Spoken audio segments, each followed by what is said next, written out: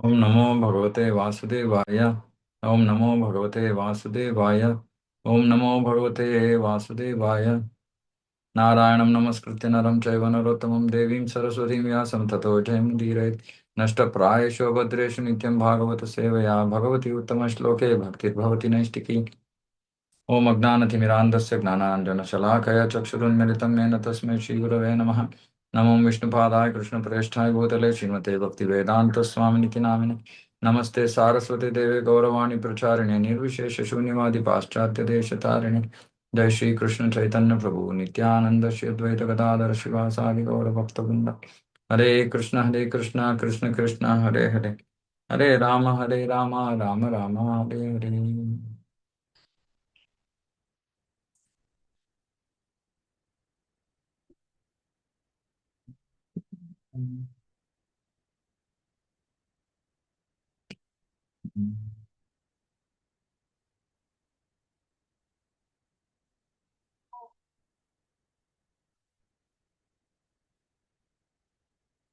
ಕಂದ ಒಂದು ಅಧ್ಯಾಯ 3 ಶ್ಲೋಕ 33 ಆಗಿದೆ. ಮುಂದುವರ್ಸನ. ಯದ್ಯೇಷೋ ಪರತಾ ದೇವಿ ಮಾಯಾ ವಿಶಾರದಿ ಮತಿಃ ಸಂಪನ್ನ ಏವೇತಿ ವಿದುರ್ಮಹಿಮ್ನಿ ಸ್ವೇ ಮಹೀಯತೆ. ಭ್ರಾಮಕ ಶಕ್ತಿಯ ಪ್ರಭಾವ ಕ್ಷೀಣಿಸಿದ್ದು ಮತ್ತೆ ಜೀವಿ ಹ್ಮ್ ಭಗವಂತನ ಕೃಪೆಯಿಂದ ಜ್ಞಾನೋದಯವನ್ನ ಪಡೆದಾಗ ಆಗ ಆ ಅವನು ಆತ್ಮ ಸಾಕ್ಷಾತ್ಕಾರವನ್ನ ಪಡ್ಕೋತಾನೆ. ಮತ್ತೆ ತನ್ನದೇ ಆದ ಒಂದು ವೈಭವದಲ್ಲಿ ಸ್ಥಿತನಾಗ್ತಾನೆ. ಹ್ಮ್ ಇದು ಪರಿಪೂರ್ಣತೆ ಹೇಗಾಗತ್ತೆ ಅನ್ನೋದ್ರ ಬಗ್ಗೆ ಹೇಳ್ತಾ ಇದ್ದಾರೆ. ಪರಿಪೂರ್ಣತೆ ಹೇಗಾಗತ್ತೆ ಅಂದ್ರೆ, ಇವಾಗ ನಾವು ಭ್ರಾಮಕ ಶಕ್ತಿ ಅಂದ್ರೆ ಮಾಯೆ ಹಿಡಿತದಲ್ಲಿದ್ದೀವಿ. ನಮ್ಮ ಮಾಯೆ ಹಿಡಿತ ಕ್ರಮೇಣವಾಗಿ ಕಡಿಮೆ ಆಗ್ತಾ ಹೋಗುತ್ತೆ. ಮಾಯೆ ಹಿಡಿತ ಅಂದ್ರೇನು? ನಾನು ಈ ದೇಹಕ್ಕೆ ಸಂಬಂಧಿತವಾದ ವಿಷಯಗಳು ಮುಖ್ಯ, ಇಂದ್ರಿಯ ಭೋಗ, ಅಥವಾ ಲಾಭ ಪೂಜಾ ಪ್ರತಿಷ್ಠೆ, ಅಥವಾ ಕುಟುಂಬ ಪ್ರೀತಿ, ಆ ಎಲ್ಲ ಭೌತಿಕ ಜಗತ್ತಿನಲ್ಲಿ ಏನೇನು ನಡೀತಾ ಇದೆಯೋ ಎಲ್ಲವೂ ಕೂಡ ಭ್ರಾಮಕ ಶಕ್ತಿಯ ಪ್ರಭಾವ. ಯಾಕಂದ್ರೆ ಎಲ್ಲವೂ ಕೂಡ ದೇಹ ಮಟ್ಟದಲ್ಲಿ ನಡೀತಾ ಇದೆ. ಈ ಭ್ರಾಮಕ ಶಕ್ತಿಯ ಪ್ರಭಾವ ಕ್ಷೀಣಿಸ್ಬೇಕು. ನಮಗೆ ವಿಶೇಷವಾದ ಮಾರ್ಗ ಸಿಕ್ಕಿದೆ, ಹರೇ ಕೃಷ್ಣ ಮಹಾಮಂತ್ರದ ಮಾರ್ಗ. ಸೊ ಹಾಗಾಗಿ ಹರೇ ಕೃಷ್ಣ ಮಹಾಮಂತ್ರವನ್ನ ನಾವು ಸೂಕ್ತವಾಗಿ ದೀಕ್ಷಿತರಾಗಿ ನಾವು ಹರೇ ಕೃಷ್ಣ ಮಹಾಮಂತ್ರವನ್ನ ಜಪ ಮಾಡಿದಾಗ ಏನಾಗುತ್ತೆ? ಭ್ರಾಮಕ ಶಕ್ತಿಯ ಪ್ರಭಾವ ಗುರುಗಳ ಕೃಪೆಯಿಂದ, ನಮ್ಮ ಪ್ರಯತ್ನದಿಂದ ಕ್ರಮೇಣವಾಗಿ ಕ್ಷೀಣಿಸುತ್ತೆ. ಗುರುಗಳ ಕೃಪೆ ಅಂದ್ರೆ ಗುರುಗಳ ಆದೇಶಗಳನ್ನ ಉಪದೇಶಗಳನ್ನ ಪಾಲನೆ ಮಾಡೋದ್ರಿಂದ ಅವ್ರ ಕೃಪೆ ಸಿಗುತ್ತೆ. ಅವರ ಆದೇಶಗಳನ್ನ ಉಪದೇಶಗಳನ್ನ ಪಾಲನೆ ಮಾಡೋದ್ರಿಂದ ಮಾಯೆಯನ್ನ ದಾಟೋದಕ್ಕೆ ನಮಗೆ ಶಕ್ತಿ ಸಿಗುತ್ತೆ. ಅವಾಗ ಏನಾಗುತ್ತೆ? ಭ್ರಾಮಕ ಶಕ್ತಿ ಕ್ಷೀಣಿಸುತ್ತೆ. ಹಾಗಾಗಿ ಈ ದೀಕ್ಷೆಯ ಪ್ರಕ್ರಿಯೆ ಬಹಳ ಮುಖ್ಯ.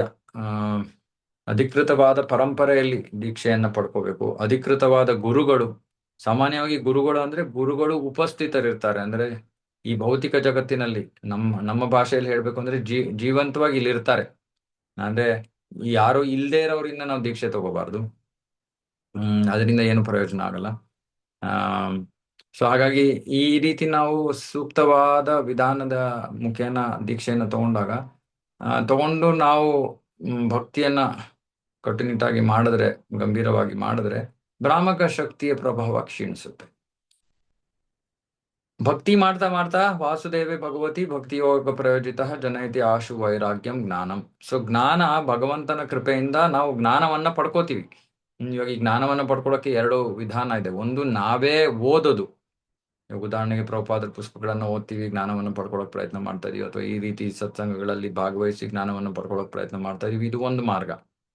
2ನೇ ಮಾರ್ಗ, ಒಬ್ಬ ವ್ಯಕ್ತಿಗೆ ಬುದ್ಧಿನೇ ಇಲ್ಲ, ಅಥವಾ ಪುಸ್ತಕ ಓದಕ್ಕೆ ಬರಲ್ಲ, ಅಥವಾ ಏನೋ ಸಮಸ್ಯೆಗಳಿದ್ರೆ ಅವಾಗ ಭಗವಂತ ತೇನೇ ಬ್ರಹ್ಮ ಹೃದಯ ಆದಿಕವೇ, ಅವನು ಭಗವಂತ ಹೃದಯದ ಒಳಗಿನಿಂದ ಅವನು ಜ್ಞಾನೋದಯವನ್ನ ನೀಡ್ತಾನೆ. ಅದು ಭಗವಂತನ ಕೃಪೆ. ಇವತ್ತು ಅಷ್ಟೇ ನಾವು ಏನನ್ನ ಶ್ರವಣ ಮಾಡ್ತಾ ಇದೀವೋ ಅದನ್ನ ನಾವು ಆ ಸರಿಯಾಗಿ ಅರ್ಥ ಮಾಡ್ಕೊಂಡು ಅದನ್ನ ನಮ್ಮ ಜೀವನದಲ್ಲಿ ಅಳವಡಿಸ್ಕೊಳಕ್ಕೆ ಆಗ್ತಾ ಇದ್ರೆ ಅದು ಕೂಡ ಭಗವಂತನ ಕೃಪೆ. ಭಗವಂತನ ಕೃಪೆ ಹೇಗೆ ಲಭ್ಯವಾಗತ್ತೆ? ನಮ್ಮ ಪ್ರಾಮಾಣಿಕತೆಯ ಮೇಲೆ. ಭಗವಂತ ಯಾವ ಅರ್ಹತೆಯನ್ನು ನೋಡ್ತಾ ಇಲ್ಲ ನಮ್ಮಲ್ಲಿ. ನಾವು ಎಷ್ಟು ಶ್ರದ್ಧೆಯಿಂದ ಪ್ರಯತ್ನ ಮಾಡ್ತಾ ಇದೀವಿ ಅದರ ಮೇಲೆ ಅವನು ತನ್ನ ಕೃಪೆಯನ್ನ ಕೊಡ್ತಾನೆ. ಹ್ಮ್ ಕೃಪೆ ಅಂದ್ರೆ ಉಪದೇಶವನ್ನ, ಆದೇಶಗಳನ್ನ ಪಾಲನೆ ಮಾಡೋ ಇಚ್ಛೆ. ಆ ಇಚ್ಛೆ ನಮ್ಮಲ್ಲಿದ್ರೆ ಆಟೋಮೆಟಿಕ್ ಆಗಿ ಭಗವಂತನ ಕೃಪೆ ನಮ್ಗೆ ಲಭ್ಯವಾಗುತ್ತೆ. ಅದಕ್ಕೇನು ಬೇರೆ ಏನು ಮಾಡ್ಬೇಕಾಗಿಲ್ಲ ನಾವು. ಹ್ಮ್ ಹಾಗಾಗಿ ಆ ಭಗವಂತನ ಕೃಪೆ ನಮಗೆ ಸಿಕ್ಕಿದಾಗ ನಮಗೆ ಜ್ಞಾನ ಒಳಗಿನಿಂದಾನೇ ಪ್ರಕಟವಾಗತ್ತೆ. ಇದಕ್ಕೆ ಜ್ಞಾನೋದಯ ಅಂತಾರೆ. ಹ್ಮ್ ಆ ಜ್ಞಾನೋದಯವಾದ್ಮೇಲೆ ಭ್ರಾಮಕ ಶಕ್ತಿ ಕ್ಷೀಣಿಸ್ತು, ಜ್ಞಾನೋದಯವಾಯ್ತು. ಆಗ ಜೀವಿಗೆ ಗೊತ್ತಾಗತ್ತೆ, ಓ ನಾನು ಈ ದೇಹ ಅಲ್ಲ, ನಾನು ಆತ್ಮ. ಇದು ಆತ್ಮ ಸಾಕ್ಷಾತ್ಕಾರ. ಗೊತ್ತಾಗತ್ತೆ ಅಂದ್ರೆ ಸುಮ್ಮನೆ ಜ್ಞಾನದ ಹಂತದಲ್ಲಿ ಅಲ್ಲ, ಆ ಅನುಭವದ ಹಂತದಲ್ಲಿ. ಇದಕ್ಕೆ ವಿಜ್ಞಾನ ಅಂತ ಕರೀತಾರೆ. ಅಂದ್ರೆ ಅವನು ಜೀವಿ ತಾನು ಆತ್ಮ ಅನ್ನೋದನ್ನ ಕಂಡ್ಕೋತಾನೆ. ಅದಕ್ಕೆ ಇಲ್ಲಿ ಹೇಳ್ತಾರೆ, ಆಗ ಅವನು ಆ ಆತ್ಮದ ಸ್ತರದಲ್ಲಿ ಅಥವಾ ಆತ್ಮದ ವೈಭವದಲ್ಲಿ ಸ್ಥಿತನಾಗ್ತಾನೆ. ಆತ್ಮದ ವೈಭವ ಅಂದ್ರೆ ಏನು? ಯಾಕಂದ್ರೆ ಆತ್ಮ ಭಗವಂತನ ಸೇವಕ. ಇದಕ್ಕಿಂತ ಆತ್ಮೀಯವಾದ ಒಂದು ಸಂಬಂಧ ಇಲ್ಲ. ಆ ಸಂಬಂಧದ ಅರಿವಾದ ತಕ್ಷಣ ಅದು ಬಹಳ ಅತ್ಯುತ್ಕೃಷ್ಟವಾದ ಒಂದು ಸ್ಥಿತಿ. ಅದು ವೈಭವ, ನಮ್ಮ ವೈಭವ ಅದು. ನಾವು ಭೌತಿಕವಾಗಿ ನಾವೇನೇ ಇದ್ರೂ ಅದು ನಮ್ಮ ವೈಭವ ಅಲ್ಲ. ನಾನು ಕೃಷ್ಣನ ಸೇವಕ ಅನ್ನೋದು ಎಲ್ಲಕ್ಕಿಂತ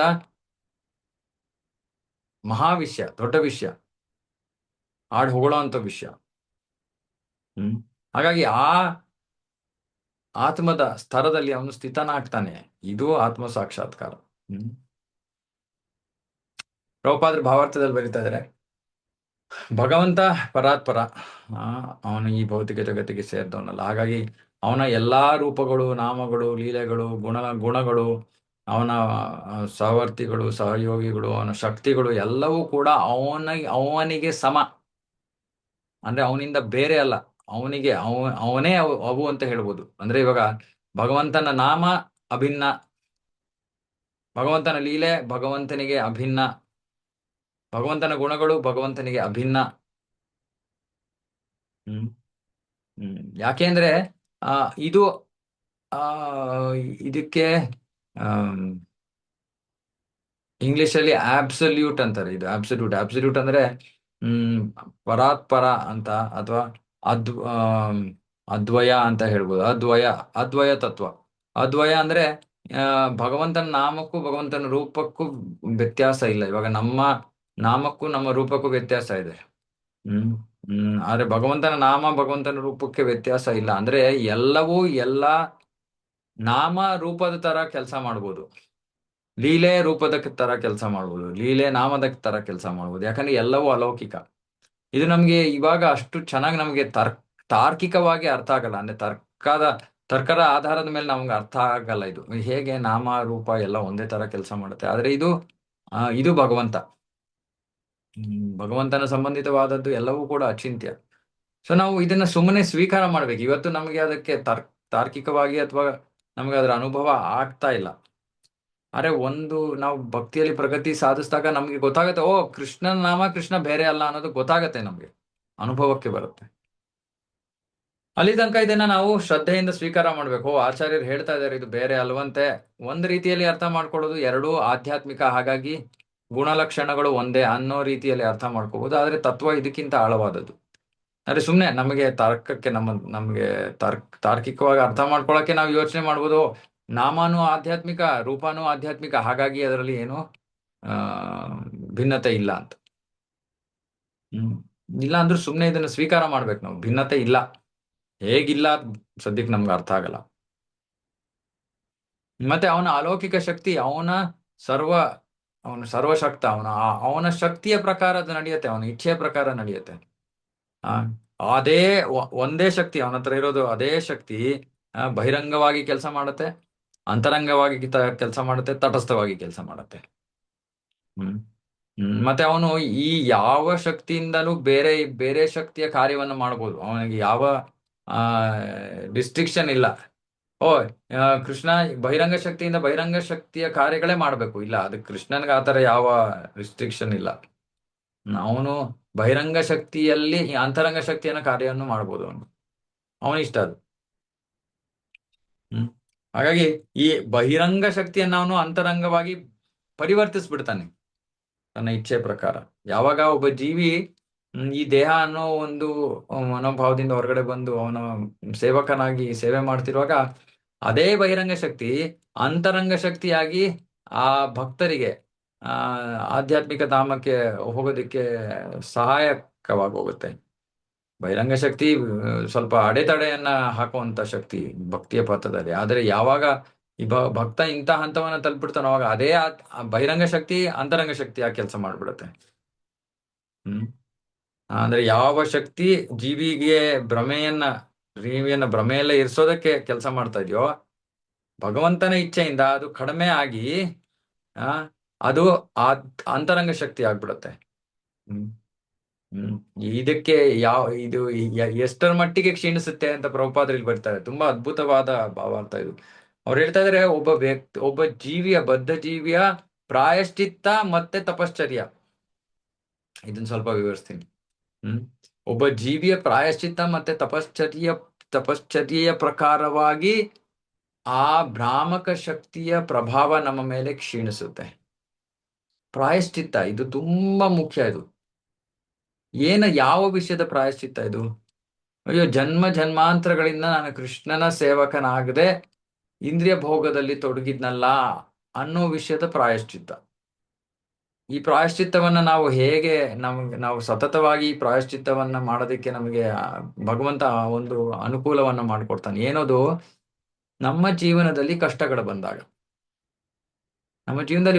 ಬಂದಾಗ, ನಾವು ಮೊದಲು ನಮ್ಮ ಮನಸ್ಸಿನಲ್ಲಿ ಬರಬೇಕಾದದ್ದು ಪ್ರಾಯಶ್ಚಿತ್ತ. ಆದ್ರೆ ಸಾಮಾನ್ಯವಾಗಿ ನಮ್ಮ ಮನಸ್ಸಿನಲ್ಲಿ ಬರೋದು, ಅಯ್ಯೋ ಯಾಕಪ್ಪ ನನಗೆ ತೊಂದ್ರೆ, ಭಗವಂತ ಬೇಗ ನಿವಾರಣೆ ಕೊಡು, ಇದಕ್ಕೆ ಬೇಗ ಸರಿ ಮಾಡ್ಬಿಡು ಅನ್ನೋದು ನಮ್ಮ ಮನಸ್ಸಿಗೆ ಬರ್ತದೆ. ಆದ್ರೆ ನಿಜವಾಗ್ಲೂ ನಮ್ಮ ಮನಸ್ಸಿನಲ್ಲಿ ಬರ್ಬೇಕಾಗಿರೋದು ಈ ಪ್ರಾಯಶ್ಚಿತ್ತ. ಏನು? ಯಾಕೆ ಪ್ರಾಯಶ್ಚಿತ್ತ? ಓ, ಯಾವ್ದೋ ಜನ್ಮದಲ್ಲಿ ನಾನು ಈ ರೀತಿ ಕೃಷ್ಣನಿಂದ ದೂರವಾಗಿದ್ದು ಮಾಡಬಾರ್ದ ಕೆಲಸವನ್ನ ಮಾಡಿದೀನಿ. ನನ್ನಿಂದ ಇನ್ನೊಬ್ಬರಿಗೆ ತೊಂದರೆ ಆಗಿದೆ. ಇವಾಗ ಅದರ ಫಲವಾಗಿ ನಾನು ಕಷ್ಟ ಅನುಭವಿಸ್ತಾ ಇದ್ದೀನಿ. ನಾನಿವಾಗ ಕೃಷ್ಣನ ಮುಂದೆ ನಿಂತ್ಕೊಂಡು ನನಗೆ ಈ ಕಷ್ಟ ಬೇಡ, ನಂಗೆ ತಡ್ಕೊಳಕ್ ಆಗ್ತಾ ಇಲ್ಲ ಅಂತಿರುವಾಗ ನಾನು ಆ ಜೀವಿಗೆ ಕಷ್ಟ ಕೊಟ್ಟನಲ್ಲ, ಆ ಜೀವಿಗೆ ಎಷ್ಟು ತೊಂದರೆ ಆಗಿರ್ಬೋದು ಅಂತ ನಾವು ಪ್ರಾಯಶ್ಚಿತ್ತವನ್ನ ಪಡ್ಬೇಕು. ಅಯ್ಯೋ, ನಾನು ಎಂತಹ ಘೋರ ತಪ್ಪು ಮಾಡ್ಬಿಟ್ಟೆ, ಭಗವಂತ ಆಗ್ಲಿ ಅಪ್ಪ ನಿನ್ನಿಚ್ಛೆ, ನಾನು ಮತ್ತೆ ಈ ತರ ತಪ್ಪು ಮಾಡದೆ ಇರೋಂಗ ಆಗ್ಲಿ. ಭಾಗವತದಲ್ಲಿ ಮುಂದೆ ನಾವು ನೋಡ್ತೀವಿ, ಪರೀಕ್ಷಿತ ಮಹಾರಾಜನಿಗೆ ಆ ಬ್ರಾಹ್ಮಣ ಹುಡುಗ ಶೃಂಗಿ ಅವನು ಶಾಪವನ್ನು ಕೊಡ್ತಾನೆ. 7 ದಿನಗಳಲ್ಲಿ ಒಂದು ತಕ್ಷಕ, ಒಂದು ಹಾರೋ ಪಕ್ಷಿ ಬಂದ್ಬಿಟ್ಟು, ಸರ್ಪ ಬಂದ್ಬಿಟ್ಟು ನಿಮ್ಮನ್ನ ಕಚ್ಬಿಟ್ಟು ನೀವು 7 ದಿನಗಳಲ್ಲಿ ಮೃತವನ್ನ ಕಾಣ್ತೀರಾ ಅಂತ. ಆಗ ಪರೀಕ್ಷಿತ ಮಹಾರಾಜನಿಗೆ ಏನು, ಅದಕ್ಕಿಂತ ಮುಂಚೆನೆ ಅವನು ಶಮೀಕ ಋಷಿಗೆ ಅಗೌರವ ತೋರಿ ಬರ್ತಾನೆ. ಇದನ್ನ ನಾವು ಆಮೇಲೆ ಓದ್ತೀವಿ. ಅಗೌರವ ತೋರಿ ಬಂದಾಗ ಅವನಿಗೆ ಮನಸ್ಸಿನಲ್ಲಿ ಪ್ರಾಯಶ್ಚಿತ್ತವಾಯ್ತು, ಅವನಿಗೆ ದುಃಖ ಆಯ್ತು. ಅಯ್ಯೋ, ನಾನು ಎಂತಹ ತಪ್ಪು ಮಾಡಿದೆ, ಅಂತಹ ಶ್ರೇಷ್ಠ ಋಷಿಗಳಿಗೆ ಅಗೌರವ ತೋರದ್ನಲ್ಲ ಅನ್ಬಿಟ್ಟು ಅವಾಗ ಪರೀಕ್ಷಿತ ಮಹಾರಾಜ ಯೋಚನೆ ಮಾಡ್ತಾನೆ. ಶ್ಲೋಕ ಇದೆ ಭಾಗವತದಲ್ಲಿ. ನಾನ್ ಮಾಡಿರೋ ಈ ತಪ್ಪಿಗೆ ಕೃಷ್ಣ ನನ್ನಲ್ಲಿ ಏನಿದೆಯೋ ಎಲ್ಲವನ್ನ ಕಿತ್ಕೊಂಡ್ ಬಿಡ್ಲಿ. ಯಾಕೆ ಕಿತ್ಕೊಂಡ್ ಬಿಡ್ಲಿ? ಆಗ ನಾನು ಮತ್ತೆ ಇಂತಹ ಪ್ರವೃತ್ತಿ ನನ್ನಲ್ಲಿ ಬಾರದೇ ಇರೋಂಗೆ ಆಗ್ಲಿ. ಅದಕ್ಕೆ ಕಷ್ಟ ಬಂದಾಗ ನಮಗೆ ಆ ಮನಸ್ಸಿನಲ್ಲಿ ಅದು ಯೋಚನೆ ಇದ್ರೆ, ಅಯ್ಯೋ ನನಗೆ ಕಷ್ಟ ಬಂದಿದ್ದು ಏನಕ್ಕೆ, ಯಾಕಂದ್ರೆ ನಾನು ತಪ್ಪು ಮಾಡಿದೆ. ಅವಾಗ ನಮ್ಮ ಮನಸ್ಸಲ್ಲಿ ಯೋಚನೆ ಬರ್ತದೆ, ಅಯ್ಯೋ ನಾನು ತಿರ್ಗಾ ಆ ತರ ತಪ್ಪು ಮಾಡ್ಬಾರ್ದು. ಒಂದೊಂದ್ಸತಿ ಏನಾಗುತ್ತೆ, ಏನೋ ಒಂದು ಕಷ್ಟ ಬರ್ತೀವಿ, ಇವತ್ತು ಬಂದು ನಾಳೆ ಹೊಟ್ಟೋಗ್ಬಿಡುತ್ತೆ. ಅವಾಗ ನಮ್ಗೆ ಯಾವ ಪ್ರಾಯಶ್ಚಿತ್ತವೂ ಇಲ್ಲ, ಎಂಥದ್ದು ಇಲ್ಲ, ಏನು ಪ್ರಯೋಜನ ಆಗ್ಲಿಲ್ಲ ಆ ಕಷ್ಟದಿಂದ. ಆ ಕಷ್ಟ ಸ್ವಲ್ಪ ದೀರ್ಘಕಾಲದ ತನಕ ಉಳ್ಕೊಂಡ್ರೆ ನಮ್ಮ ಮನಸ್ಸಿನಲ್ಲಿ ಯೋಚನೆ ಬರ್ಬೇಕು, ಅಯ್ಯೋ ಇಷ್ಟೊಂದು ಸಮಯ ನಾನು ಒದ್ದಾಡ್ತಾ ಇದ್ದೀನಿ ಅಂದ್ರೆ ಇನ್ನೊಂದು ಜೀವಿಗೆ ನಾನು ಎಷ್ಟು ತೊಂದರೆಯನ್ನು ಕೊಟ್ಟಿರ್ಬೇಕು. ಆಗ ಸತತವಾಗಿ ನಾವು ಆ ಪ್ರಾಯಶ್ಚಿತ್ತದ ಒಂದು ಅಗ್ನಿಯಲ್ಲಿ ನಾವು ಅಗ್ನಿಯಿಂದ ನಮಗೆ ಗೊತ್ತಾಗತ್ತೆ, ಅಯ್ಯೋ ನಾನು ತಿರ್ಗಾ ಈ ತರ ತಪ್ಪು ಮಾಡಬಾರ್ದು. ತಿರ್ಗಾ ತಪ್ಪು ಮಾಡಬಾರ್ದು. ಈ ಪ್ರಾಯಶ್ಚಿತ್ತ ಜೀವಿಗೆ ಬಹಳ ಬಹಳ ಮುಖ್ಯ, ನಮಗೆ ವಿಶೇಷವಾಗಿ ಭಕ್ತರಿಗೆ. ಇವಾಗ ಉದಾಹರಣೆ ಒಂದೊಂದ್ಸತಿ ಏನಾಗುತ್ತೆ, ನಮ್ಮಿಂದ ಇನ್ನೊಬ್ಬರಿಗೆ ಏನೋ ರೀತಿಯ ತೊಂದರೆ ಆಗುತ್ತೆ. ಒಂದೊಂದ್ಸತಿ ಉದ್ದೇಶಪೂರ್ವಕವಾಗಿ, ಒಂದೊಂದ್ಸತಿ ಉದ್ದೇಶಪೂರ್ವಕವಾಗಲ್ದೆ ಏನೋ ನಾವು ಬೇರೆಯವ್ರಿಗೆ ನೋವನ್ನ ಮಾಡ್ತೀವಿ. ಆ ನೋವನ್ನ ಮಾಡಿದ ತಕ್ಷಣ ನಮಗೆ ಪ್ರಾಯಶ್ಚಿತ್ತ ಆಗ್ಬೇಕು. ಅಂದ್ರೆ ನಾವು ಸಾಮಾನ್ಯವಾಗಿ ಏನ್ ಮಾಡ್ತೀವಿ, ಇಲ್ಲ ನಾನ್ ಮಾಡಿರೋದೇ ಸರಿ, ಅವ್ರು ಮಾಡಿರೋದೇ ತಪ್ಪು ಅಂತ ಸಾಧಿಸ್ತೀವಿ. ಈ ಸಾಧಿಸೋದ್ರಿಂದ ಏನಾಗುತ್ತೆ, ನಾವು ಭಗವಂತನ ಕೃಪೆಗೆ ಪಾತ್ರರಾಗೋದಿಲ್ಲ. ಮತ್ತೆ ಹೇಳ್ತಾ ಇದೀನಿ, ನಾನೇ ಸರಿ ಅಂತ ಸಾಧಿಸೋದ್ರಿಂದ ನಾವು ಭಗವಂತನ ಕೃಪೆಗೆ ಪಾತ್ರರಾಗೋದಿಲ್ಲ. ಹ್ಮ್ ಶಾಸ್ತ್ರದ ಪ್ರಕಾರವಾಗಿ ಯಾವುದು ಸರಿ ಯಾವುದು ತಪ್ಪು ಅಂತ ಮೊದಲು ನಾವು ತಿಳ್ಕೋಬೇಕು. ನಮ್ಮ ದೃಷ್ಟಿಯ ಪ್ರಕಾರವಾಗಿ ಅಲ್ಲ, ಶಾಸ್ತ್ರದ ಪ್ರಕಾರವಾಗಿ, ಗುರು ಸಾಧು ಶಾಸ್ತ್ರ. ನಮ್ದು ತಪ್ಪಿದ್ರೆ ನಾವು ಖಡಾಖಂಡಿತವಾಗಿ ಕ್ಷಮಾಪಣೆಯನ್ನ ಕೇಳಬೇಕು, ಪ್ರಾಯಶ್ಚಿತ್ತವನ್ನ ಪಡಬೇಕು, ದುಃಖ ಪಟ್ಕೋಬೇಕು ನಮ್ಮ ಕಾರ್ಯದಿಂದಾಗಿ. ಇನ್ನೊಬ್ರದ್ದು ತಪ್ಪಿದ್ರೂ ಕೂಡ ಹ್ಮ್ ಇದು ಭಗವಂತನ ಇಚ್ಛೆ ಅಂತ ನಾವು ಅದನ್ನ ಪ್ರತಿಭಟಿಸದೇ ಸ್ವೀಕಾರ ಮಾಡ್ಬೇಕು. ತುಂಬಾ ಕಷ್ಟ ಇದು. ಬಹಳ ಭಕ್ತರು ನನ್ನ ಹತ್ರ ಬಂದು ಕೇಳ್ತಾರೆ, ಪ್ರಭು ಹೆಂಗೆ ಪ್ರಭು, ಇನ್ನೊಬ್ರು ನಮ್ಗೆ ಅನ್ಯಾಯ ಮಾಡ್ತಾ ಇದ್ರೆ ನಾವು ಸುಮ್ನೆ ಇರ್ಬೇಕಾ? ಇಲ್ಲ, ಸುಮ್ನೆ ಇರ್ಬೇಡಿ. ನೀವು ಕುಣಿದಾಡಿದ್ರೆ ಏನೋ ಅದರಿಂದ ಫಲ ನಿಮ್ಗೆ ಅದೇ ನಿಮ್ಮ ಹಣೆ ಬರದಲ್ಲಿದ್ರೆ ಅದು ಕಡಿಮೆ ಆಗೋದಿಲ್ಲ. ಇಲ್ಲ ಹಣೆ ಬರದಲ್ಲಿ ಇರ್ಬೇಕು, ಇದೇ ಆ ಸಮಸ್ಯೆ ಹೋಗ್ಬೇಕು ಅಂದ್ರೆ ನೀವೇನು ಕುಣಿದಾಡದೇ ಇದ್ರೂ ಸಮಸ್ಯೆ ಹೋಗುತ್ತೆ. ಇದಕ್ಕೆ ಇನ್ನೊಂದು ರೀತಿ ವಿವರಿಸ್ತೀನಿ ನಾನು. ನೀವು ಉದಾಹರಣೆಗೆ ಆ ಯಾರೋ ಕಾರ್ ಓಡಿಸ್ತಾ ಇದ್ದಾರೆ ಅಂತ ಇಟ್ಕೊಳ್ಳಿ. ಬೀದಿಯಲ್ಲಿ ಕಾರ್ ಓಡಿಸ್ತಾ ಇದ್ದಾರೆ, ಯಾರೋ ಹಿಂದೆಯಿಂದ ಬಂದು ಡಿಕ್ಕಿ ಹೊಡ್ಬಿಟ್ರು. ಯಾರೋ ಹಿಂದೆಯಿಂದ ಬಂದು ಡಿಕ್ಕಿ ಹೊಡೆದಾಗ ಯಾಕೆ ಆ ವ್ಯಕ್ತಿ ಬಂದು ಡಿಕ್ಕಿ ಹೊಡೆದಿದ್ ನಮ್ಗೆ? ಸಾಮಾನ್ಯವಾಗಿ ಅದು ನಮ್ಮ ಕರ್ಮಫಲ, ಹಾಗಾಗಿ ಅವನು ಬಂದು ಡಿಕ್ಕಿ ಹೊಡೆದಿದ್ದಾನೆ. ಇದು ಸಾಮಾನ್ಯವಾದ ಒಂದು ತಿಳುವಳಿಕೆ. ಅಂದ್ರೆ ನಮ್ಗೇನಾಗತ್ತೆ, ಅವನು ನನ್ ಗಾಡಿಗೆ ಡಿಕ್ಕಿ ಹೊಡೆದಿದ್ದಾನೆ ಅಂತ ನಮ್ಗೆ ಕೋಪ ಬಂದು ನಾವೇನ್ ಮಾಡ್ತೀವಿ, ಆ ವ್ಯಕ್ತಿ ಜೊತೆಗೆ ಕೆಟ್ಟದಾಗಿ ವ್ಯವಹರಿಸ್ತೀವಿ, ಬೈತೀವಿ, ಬಾಯಿ ಬಂದಂಗ್ ಮಾತಾಡ್ತೀವಿ. ಇವಾಗ ಏನಾಯ್ತು, ಇವಾಗ ಆ ವ್ಯಕ್ತಿ ನಮ್ಮ ಗಾಡಿಗೆ ಡಿಕ್ಕಿ ಹೊಡಿಬೇಕು ಅಂತ ಪೂರ್ವ ನಿರ್ಧಾರಿತವಾಗಿದ್ರಿಂದ ಆಯ್ತು, ಅದೇನು ಆಕಸ್ಮಿಕವಾಗಿ ಆಗ್ಲಿಲ್ಲ. ಅರೆ ನಾನು ಅದನ್ನ ಅದ್ರ ಬಗ್ಗೆ ಯೋಚನೆ ಮಾಡಿದೆ, ಆ ವ್ಯಕ್ತಿದೆ ತಪ್ಪು ಅನ್ಬಿಟ್ಟು ನಾನು ಅವನ ಮೇಲೆ ಕಿರ್ಚಾಡ್ದಾಗ ಎರಡು ವಿಷಯ ಆಗ್ತದೆ. ಒಂದು, ಬರ್ಬೇಕಾಗಿರೋ ಕರ್ಮ ಫಲ ಬಂತು ಆಗ್ಲೆ. ಇವಾಗ ನಾನೇನ್ ಮಾಡ್ತಾ ಇದೀನಿ, ಹೊಸ ಕರ್ಮವನ್ನ ಮಾಡ್ತಾ ಇದೀನಿ. ಎಂತ ಕರ್ಮ? ಕೆಟ್ಟ ಕರ್ಮ. ಅವ್ರು ಇನ್ನೊಬ್ಬರ ಮೇಲೆ ಕಿರ್ಚಾಡಿ ಅರ್ಚಾಡಿ ನಾವು ಹೊಸ ಕರ್ಮವನ್ನ ಮಾಡ್ತಾ ಇದೀನಿ. ಅದರಿಂದ ಇನ್ನೊಂದು ಕರ್ಮ ಫಲ ಬರುತ್ತೆ. ಅದೇನ್ ಕರ್ಮ ಫಲ? ಅವನು ನನ್ನ ಮೇಲೆ ಇದೇ ತರ ಮುಂದಿನ ಜನ್ಮದಲ್ಲಿ ಕಿರ್ಚಾಡೋ ಒಂದು ಸನ್ನಿವೇಶ. ಸೊ ತಿರ್ಗಾ ಪುನರ್ಜನ್ಮ. ಸೊ ಹಾಗಾಗಿ ಇದನ್ನ ನಾವು ಮರಿಬಾರ್ದು. ಈ ಕರ್ಮ ಫಲದ ಪ್ರಕಾರವೇ ಎಲ್ಲ ನಡೀತಾ ಇರೋದು.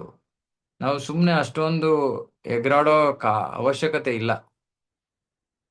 ಸ್ವೀಕಾರ ಮಾಡ್ಕೊಂಡ್ಬಿಟ್ರೆ ನಾವು ಪ್ರಾಯಶ್ಚಿತ್ತ ಪಟ್ಟು ಅವಾಗ ಏನಾಗತ್ತೆ, ಭಗವಂತನ ಕೃಪೆ ಸಿಗುತ್ತೆ. ಭಗವಂತ ನೋಡ್ತಾನೆ, ಓ ನಾನು ಹೇಳಿದೀನಿ ತಾಮ್ ಸ್ಥಿತಿಕ್ಷಸ್ವ ಭಾರತ, ಓಕೆ ಜೀವಿ ತಾಳ್ಮೆಯಿಂದ ನಡ್ಕೋತಾ ಇದ್ದಾನೆ. ಅದು ಕೃಷ್ಣನಿಗೆ ಸಂತೃಪ್ತಿಯನ್ನ ನೀಡುತ್ತೆ. ಓಕೆ, ಬದ್ಧ ಜೀವಿ ತಿದ್ಕೋತಾ ಇದ್ದಾನೆ. ಮತ್ತೆ ನಾವು ತಪಶ್ಚರ್ಯೆಯನ್ನ ಮಾಡ್ಬೇಕು. ಇದು ತಪಶ್ಚರ್ಯೆ. ಇನ್ನೊಬ್ಬರಿಗೆ ಸಾರಿ ಹೇಳೋದು ದೊಡ್ಡ ತಪಶ್ಚರ್ಯೆ. ನಮಗೆ ತುಂಬಾ ಕಷ್ಟ. ಕ್ಷಮಿಸಿ ನನಗೆ ಅಂತ ಬಾಯಿನಲ್ಲಿ ಆ ಪದ ಬರಲ್ಲ. ಸಾಧಿಸಕ್ ಬೇಕಾದ್ರೆ ನಾವು ಎಷ್ಟು ಬೇಕಾದ್ರೂ ಶ್ರಮವನ್ನ ಹಾಕ್ತಿವಿ, ಆದ್ರೆ ಕ್ಷಮಿಸಿ ಅನ್ನೋದಕ್ಕೆ ಬೇಕಾಗಿರೋದು ಇನ್ನೂ ಹೆಚ್ಚು ಶ್ರಮ. ಅದನ್ನ ನಾವು ಮಾಡಲ್ಲ. ಅವಾಗ ಏನಾಗುತ್ತೆ, ಈ ಭ್ರಾಮಕ ಶಕ್ತಿಯ ಪ್ರಭಾವ ಕ್ಷೀಣಿಸೋದೇ ಇಲ್ಲ. ಯಾಕಂದ್ರೆ ನಾನು ನಾನು ನಾನು ಅಂತಾನೆ ಜೀವನ ಮಾಡ್ತೀವಿ. ಕೃಷ್ಣ ನೋಡ್ತಾನೆ, ಏನಪ್ಪ ಈ ಜೀವಿ ಏನು ಒಂದ್ ಕಡೆ ಭಕ್ತಿ ಮಾಡ್ತಾ ಇದ್ದಾನೆ, ಇನ್ನೊಂದ್ ಕಡೆ ತಾನು ತಿದ್ಕೊಳ್ಳೋ ಪ್ರಯತ್ನನೇ ಮಾಡ್ತಾ ಇಲ್ವಲ್ಲ. ಸೊ ಇದು ಬಹಳ ಮುಖ್ಯ. ಇದನ್ನ ನಾವು ಇದನ್ನ ಪ್ರಭುಪಾದರು ನಮ್ಗೆ ಈ ವಾಕ್ಯ ಹೇಳಿದ್ರೆ ನಮ್ಗೆ ಹೆಂಗ್ ಅರ್ಥ ಆಗೋದು ಹೇಳಿ? ಅದಕ್ಕೆ ಪ್ರಭುಪಾದರ ಪುಸ್ತಕಗಳನ್ನು ಓದ್ಬೇಕು. ಮತ್ತೆ ಈಗ ನಾವು ಓದ್ತಿರುವಾಗ ಸುಮ್ಮನೆ ಈ ವಾಕ್ಯವನ್ನ ಓದ್ಕೊಂಡು ಹೊಟ್ಟೋಗ್ಬಿಡ್ತೀವಿ. ಓಕೆ, ನಮ್ಮ ಪ್ರಾಯಶ್ಚಿತ್ತ ಮತ್ತು ತಪಶ್ಚರ್ಯೆಗೆ ಅನುಗುಣವಾಗಿ ಭಗವಂತ ಈ ಭ್ರಾಮಕ ಶಕ್ತಿ ಭಗವಂತನ ಇಚ್ಛೆಯಿಂದ ಕ್ಷೀಣಿಸುತ್ತೆ. ಒಂದು ವಾಕ್ಯ ಅದು, ಆದ್ರೆ ಅದನ್ನ ಎಷ್ಟು ಅದರಲ್ಲಿ ಆಳ ಇದೆ. ಇವಾಗ ಒಬ್ರೊಬ್ರು ಭಕ್ತರು ನಮ್ಗೆ ಕೇಳ್ತಾರೆ, ಪ್ರಭು ಆಯ್ತು ಆ ವಾಕ್ಯ ಏನೋ ಇದೆ ನನಗೆ, ಆದ್ರೆ ಇಷ್ಟು ಆಳವಾಗಿ ನನ್ಗೆ ಅರ್ಥ ಆಗಲ್ವಲ್ಲ. ಹೌದು, ಮೊದಲನೇ ಸತಿ ಅರ್ಥ ಆಗಲ್ಲ, ಎರಡನೇ ಸತಿ ಅರ್ಥ ಆಗಲ್ಲ, ಮೂರನೇ ಸತಿ ಅರ್ಥ ಆಗಲ್ಲ. ಸತತವಾಗಿ ನಾವು ಭಾಗವತವನ್ನು ಮತ್ತೆ ಮತ್ತೆ ಮತ್ತೆ ಓದ್ತಾ ಇದ್ರೆ, ಪ್ರಭುಪಾದರು ಕೊಟ್ಟಿರೋ ಆದೇಶಗಳನ್ನು ನಾವು ಜೀವನದಲ್ಲಿ ಪಾಲನೆ ಮಾಡೋಕ್ಕೆ ಪ್ರಯತ್ನ ಮಾಡ್ತಾ ಇದ್ರೆ ಸತತವಾಗಿ, ನಮಗೆ ಈ ವಾಕ್ಯಗಳ ಆಳವನ್ನ ಅರ್ಥ ಮಾಡ್ಕೊಳ್ಳೋಕೆ ನಮಗೆ ಕೃಪೆ ಸಿಗುತ್ತೆ. ಆವಾಗ ನಾವು ಇದನ್ನ ಅರ್ಥ ಮಾಡ್ಕೋಬಹುದು. ಸೊ ಯಾವಾಗ ಜೀವಿ ಈ ರೀತಿ ಪ್ರಾಯಶ್ಚಿತ್ತವನ್ನ ಪಡ್ತಾನೆ, ತಪಶ್ಚರ್ಯೆಯನ್ನ ಮಾಡ್ತಾನೆ, ಭಕ್ತಿಯ ಬಹಳ ಅಲ್ಪ ತಪಶ್ಚರ್ಯ ಅಲ್ವಾ. ಬರೀ ಸ್ವಲ್ಪ ಬೆಳಗ್ಗೆ ಬೇಗ ಹೇಳೋದು, ಹೊರಗಡೆ ಆಹಾರ ತಿನ್ಬಾರ್ದು, ಬಹಳ ಅಲ್ಪ ತಪಶ್ಚರ್ಯ ಇದು. ಹಿಂದಿನ ಯುಗಗಳಲ್ಲಿ ಸುಮ್ಮನೆ ಒಬ್ಬ ಜ್ಞಾನಿ ಅಂತ ಇದ್ರೆ ಅವನು ಎಲ್ಲವನ್ನ ಬಿಟ್ಬಿಡ್ತಾ ಇದ್ದ. ಕಾಡಿಗೆ ಹೋಗ್ಬಿಟ್ಟು ಹಣ್ಣು ಬೇರು ತಿಂತಾ ಇದ್ದ. ಬೇಯಿಸಿರೋ ಆಹಾರವನ್ನೇ ಸೇವಿಸ್ತಾ ಇರಲಿಲ್ಲ.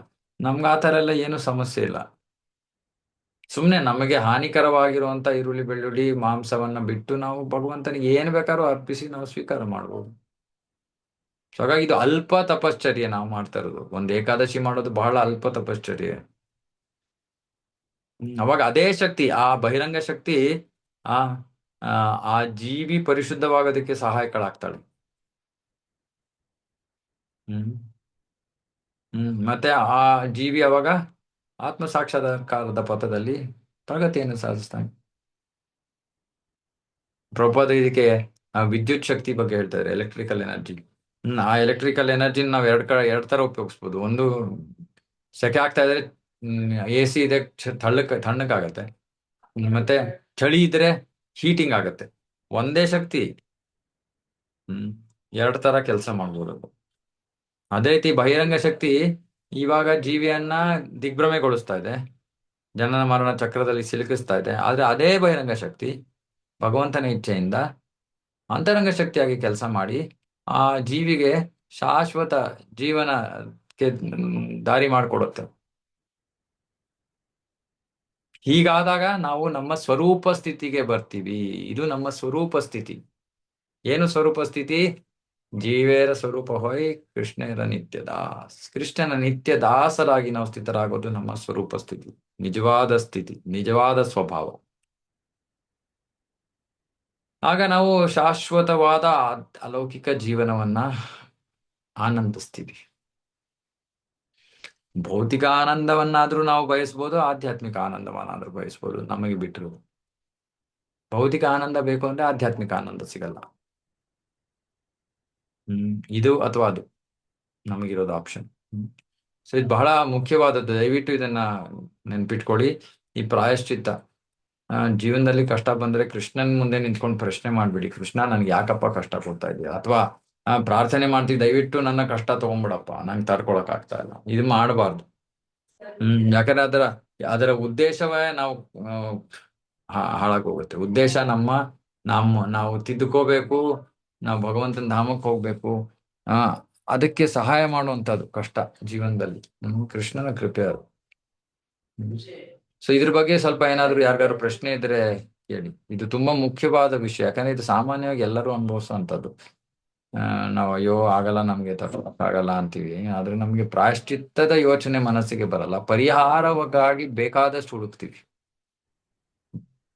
ಸೊ ಹಾಗಾಗಿ ಏನಾದ್ರು ಇದು ಗೊತ್ತಾಯ್ತಾ ಎಲ್ರಿಗೂ, ಭಕ್ತರಿಗೂ? ಗೊತ್ತಾಯ್ತು ಪ್ರಭು, ಹರೇ ಕೃಷ್ಣ. ಅದೇ ಅದು ಭಕ್ತಿ ಮಾಡೋ ಸ್ವಲ್ಪ ತಡಿ ಆಗಿದ್ರೆ ಅದು ಹಂಗೆ ನಾವು ಸಾಗಿಸ್ಕೊಂಡು ಇದು ಪ್ರಭು. ಗೊತ್ತಾಗ್ಲಿಲ್ಲ ನಂಗೆ, ನೀವು ಸರಿಯಾಗಿ ಪ್ರಶ್ನೆ ಕೇಳಿಸಿಲ್ಲ. ಈಗ ಹೆಲ್ತ್ ಇಶ್ಯೂ ಆಗ್ಬೇಕಾದ್ರೆ, ಹೆಲ್ತ್ ಇಶ್ಯೂ ಆಗ್ತಾ ಇದೆ, ನಮ್ಗೆ ಗೊತ್ತಾಗ್ತಾ ಇದೆ ನಾವು ಮುಂಚೆ ಇದು ಮಾಡಿದ್ವಿ ಅಂತ, ಇನ್ನೂ ಜಾಸ್ತಿ ಆಗ್ತಾ ಇದೆ. ಪರವಾಗಿಲ್ಲ ಅಂತ ತಡೀತಾ ಇದ್ವಿ, ಆದ್ರೆ ಮತ್ತೆ ಭಕ್ತಿ ಮಾಡಕ್ಕೂ ಆಗ್ತಾ ಇಲ್ಲ ಅಂದ್ರೆ ಅದನ್ನ ಹಂಗೆ ಕಂಟಿನ್ಯೂ ಮಾಡ್ಬೇಕಾ? ಅದನ್ನ ಏನ್ ಮಾಡ್ಬೇಕು? ಅಲ್ಲ, ಇವಾಗ ನೀವು ಮಾಡ್ತಾ ಇರೋ ಪ್ರಯತ್ನ ಮಾಡ್ತಾನೆ ಇದ್ದೀರಲ್ವಾ, ಸರಿ ಮಾಡ್ಕೊಳಕ್ಕೆ ಶರೀರ ಪ್ರಯತ್ನ ಮಾಡ್ತಾ ಇದ್ದೀರಲ್ವಾ. ಶರೀರ ಸರಿ ಮಾಡ್ಕೊಳಕ್ ಪ್ರಯತ್ನ ಮಾಡ್ತಾ ಇದ್ರುನು ಏನೂ ಪ್ರಯೋಜನ ಆಗ್ತಾ ಇಲ್ಲ ಅಂದ್ರೆ ನಾವು ಅರ್ಥ ಮಾಡ್ಕೋಬೇಕು, ಇಷ್ಟು ನನ್ಗೆ ಅನುಭವಿಸಕ್ಕಿದೆ. ಇವಾಗ ಅದನ್ನ ನಾವು ಸ್ವೀಕಾರ ಮಾಡ್ಲಿಲ್ಲ ಅಂದ್ರೆ ಹೇಗೆ ಪ್ರಯೋಜನ ಆಗುತ್ತೆ ಹೇಳಿ? ಅಂದ್ರೆ ಕಷ್ಟ ಅನುಭವಿಸೋದು ಇದ್ದೇ ಇದೆ. ಸ್ವೀಕಾರ ಮಾಡ್ಕೊಂಡ್ರೆ ಕಷ್ಟ ಅಷ್ಟೊಂದು ಕಷ್ಟ ಅನ್ಸಲ್ಲ. ಅದನ್ನ ನಾವ್ ಯಾವಾಗ್ಲೂ ಸತತವಾಗಿ ಪ್ರಶ್ನೆನೇ ಮಾಡ್ತಾ ಇದ್ರೆ ಅವಾಗ ಸ್ವೀಕಾರದ ಒಂದು ಹಂತಕ್ಕೆ ಬರೋದಿಲ್ಲ, ಅವಾಗ ಕಷ್ಟ ಜಾಸ್ತಿ ಅನ್ಸುತ್ತೆ, ದೊಡ್ಡದು ಅನ್ಸುತ್ತೆ. ಇವಾಗ ನಮ್ಗೆ ಬೇರೆ ಪರ್ಯಾಯ ಮಾರ್ಗನೂ ಇಲ್ಲ. ಯೋಚನೆ ಮಾಡಿ, ಇವಾಗ ನನಗೆ 15 ವರ್ಷದ ಅನುಭವ ಇದೆ. ಶರೀರ ಸಮಸ್ಯೆ ಕೊಡತ್ತೆ, ಪ್ರಯತ್ನ ಮಾಡ್ತೀವಿ, ಅದು ಹೋಗಲ್ಲ, ಏನ್ ಮಾಡಕ್ಕಾಗತ್ತೆ? ಸ್ವೀಕಾರ ಮಾಡ್ಕೊಂಡು ಮುಂದುವರಿಬೇಕು. ಇದು ನಾನು ಮಾಡಿರುವಂತ ತಪ್ಪು. ನಾನು ಇಷ್ಟು ಒದ್ದಾಡ್ತಾ ಇದ್ದೀನಿ ಅಂದ್ರೆ ನಾನು ಯಾವುದೋ ಜೀವಿಗೆ ಎಷ್ಟು ತೊಂದರೆಯನ್ನ ಕೊಟ್ಟಿದ್ದೀನಿ, ಅಥವಾ ಎಷ್ಟೊಂದು ಜೀವಿಗಳಿಗೆ ತೊಂದರೆ ಕೊಟ್ಟಿರ್ಬೋದು ಅನ್ನೋದು ನಮ್ಮ ಮನಸ್ಸಿಗೆ ಬರ್ಲಿಲ್ಲ ಅಂದ್ರೆ, ಏನಂದ್ರೆ ಬರೀ ಪ್ರಯತ್ನ ಮಾಡ್ತಾ ಇರ್ತೀವಿ, ಪ್ರಾರ್ಥನೆ ಮಾಡ್ತಾ ಇರ್ತೀವಿ, ಆದ್ರೆ ಏನು ಒಬ್ರೊಬ್ರಿಗೆ ಕೃಷ್ಣನ್ ಮೇಲೆ ನಂಬಿಕೆ ಹೊಟ್ಟೋಗ್ಬಿಡುತ್ತೆ. ಅಯ್ಯೋ, ಏನಿದು, ನಾನು ಇಷ್ಟೊಂದು ಪ್ರಾರ್ಥನೆ ಮಾಡ್ತಾ ಇದ್ದೀನಿ, ಕೃಷ್ಣ ಏನು ಸರಿನೇ ಮಾಡ್ತಾ ಇಲ್ವಲ್ಲ ಇದನ್ನು. ಹಾ, ಇಲ್ಲ ಇಲ್ಲ ಪ್ರಭು. ನಾನು ಹೇಳ್ತಿರೋದು, ನಾವು ಅದ್ರ ಬಗ್ಗೆ ನಾನು ಅದು ಫೋಕಸ್ ಮಾಡ್ತಾ ಇಲ್ಲ. ಒಂದೊಂದ್ ಟೈಮ್ ಆತರ ಆಗುತ್ತೆ. ನಾವು ಭಗವಂತನಿಗೆ ಕ್ಷಮಾ ಕೇಳ್ತಾ ಇರ್ತೀವಿ, ಸಾರಿ ಇದು ಆಗ್ತಾ ಇಲ್ಲ, ಕ್ಷಮಿಸಿ ಅಂತ ಅಷ್ಟೇ ಇರ್ತೀವಿ.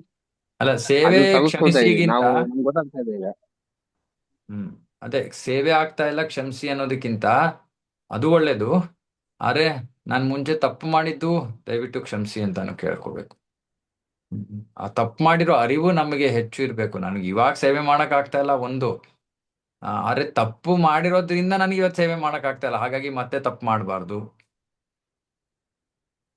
ಜೀವನದಲ್ಲಿ ಪ್ರತಿ ದಿನ ನಮಗೆ ಅವಕಾಶಗಳು ಸಿಗ್ತಾ ಇರತ್ತೆ ತಪ್ಪು ಮಾಡೋದಕ್ಕೆ. ಯಾಕೆ ಎಷ್ಟೊಂದು ವಿಷಯಗಳು ನಮ್ಮನ್ನ, ಒಂದ್ ನಿಮಿಷ, ಎಷ್ಟೊಂದು ವಿಷಯಗಳು ನಮ್ಮನ್ನ ಪ್ರಚೋದಿಸುತ್ತವೆ.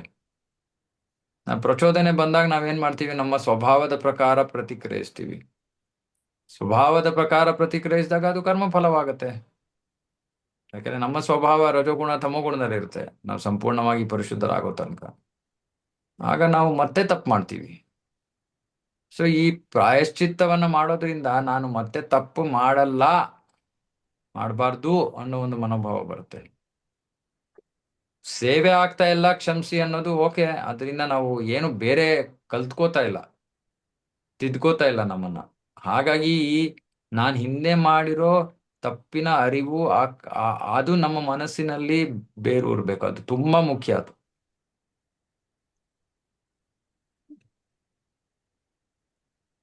ಓಕೆ. ಚಂದ್ರಮುಖ ಪ್ರಭು. ಹರೇ ಕೃಷ್ಣ ಪ್ರಭುಜಿ. ಪ್ರಣಾಮ್ ಪ್ರಭುಜಿ. ಪ್ರಣಾಮ್. ಪ್ರಭುಜಿ, ಈಗ ಭಕ್ತರಿಗೆ ಆರೋಗ್ಯ ಸಮಸ್ಯೆ ಆದಾಗ ಭಗವಂತನಿಗೆ ಅವರ ಆರೋಗ್ಯ ಗುಣ ಆಗ್ಲಿ ಅಂತೇಳಿ ಪ್ರಾರ್ಥನೆ ಮಾಡೋದು, ಇದು ಸರಿನಾ ಹೇಗೆ ಪ್ರಭುಜಿ? ಅವರ ಆರೋಗ್ಯ ಸರಿ ಹೋಗ್ಲಿ ಅಂತ ಮಾತ್ರ ಪ್ರಾರ್ಥನೆ ಮಾಡೋದು ಪರಿಪೂರ್ಣ ಸರಿಯಾದ ಮಾರ್ಗ ಅಲ್ಲ. ಅವರ ಆರೋಗ್ಯ ಸರಿ ಹೋಗಿ ಅವರು ಬಹಳ ಬೇಗ ವಾಪಸ್ಸು ಕೃಷ್ಣ ಭಕ್ತಿಗೆ ಬರ್ಲಿ ಅಂತ ಪ್ರಾರ್ಥನೆ ಮಾಡೋದು ಸರಿಯಾದ ಪ್ರಾರ್ಥನೆ. Yes, okay, thank you. Okay. ಸಿದ್ಧಿತಾ.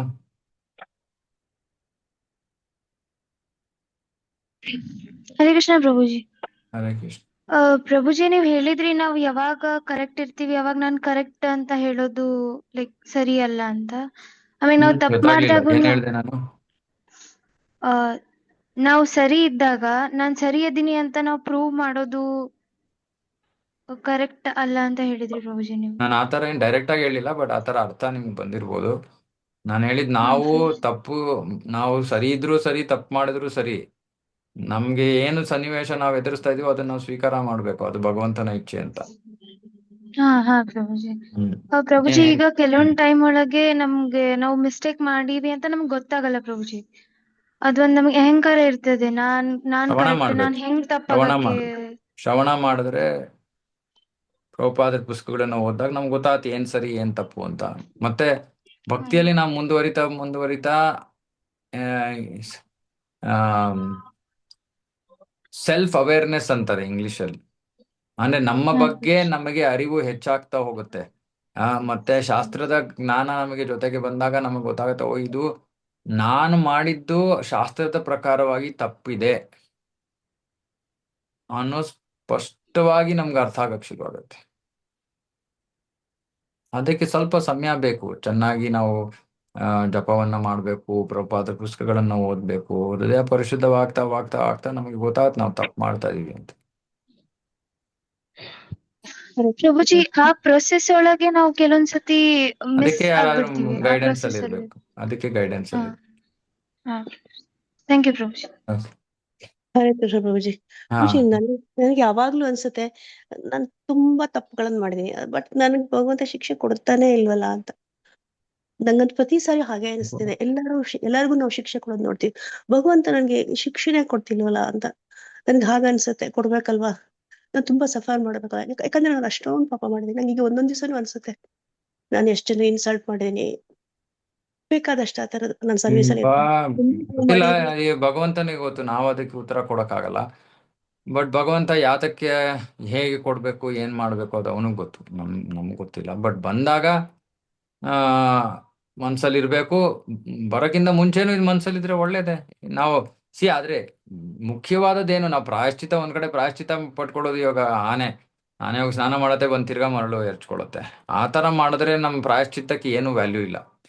ಉದ್ದೇಶಪೂರ್ವಕವಾಗಿ ನಾವು ಈ ಕಡೆ ಒಂದ್ ಕಡೆ ಅಯ್ಯೋ ಅಂತ ಇದೀನಿ, ಆಮೇಲೆ ಇನ್ನೊಂದ್ ಕಡೆ ತಪ್ಪು ಮಾಡೋದನ್ನ ಮುಂದುವರ್ಸ್ತಾನೆ ಇದೀನಿ ಅಂದ್ರೆ ಏನು ಅದನ್ನ ನಿಲ್ಸೋ ಪ್ರಯತ್ನನೇ ಮಾಡ್ತಾ ಇಲ್ಲ ಅಂದ್ರೆ ಅದು ಬರೀ ಆ ತರ ಇದ್ದಾಗ ನಮಗೆ ಉಪಯೋಗ ಆಗಲ್ಲ. ಸೊ ನಮ್ಗೆ ನಮ್ ಪ್ರಾಯಶ್ಚಿತ್ತ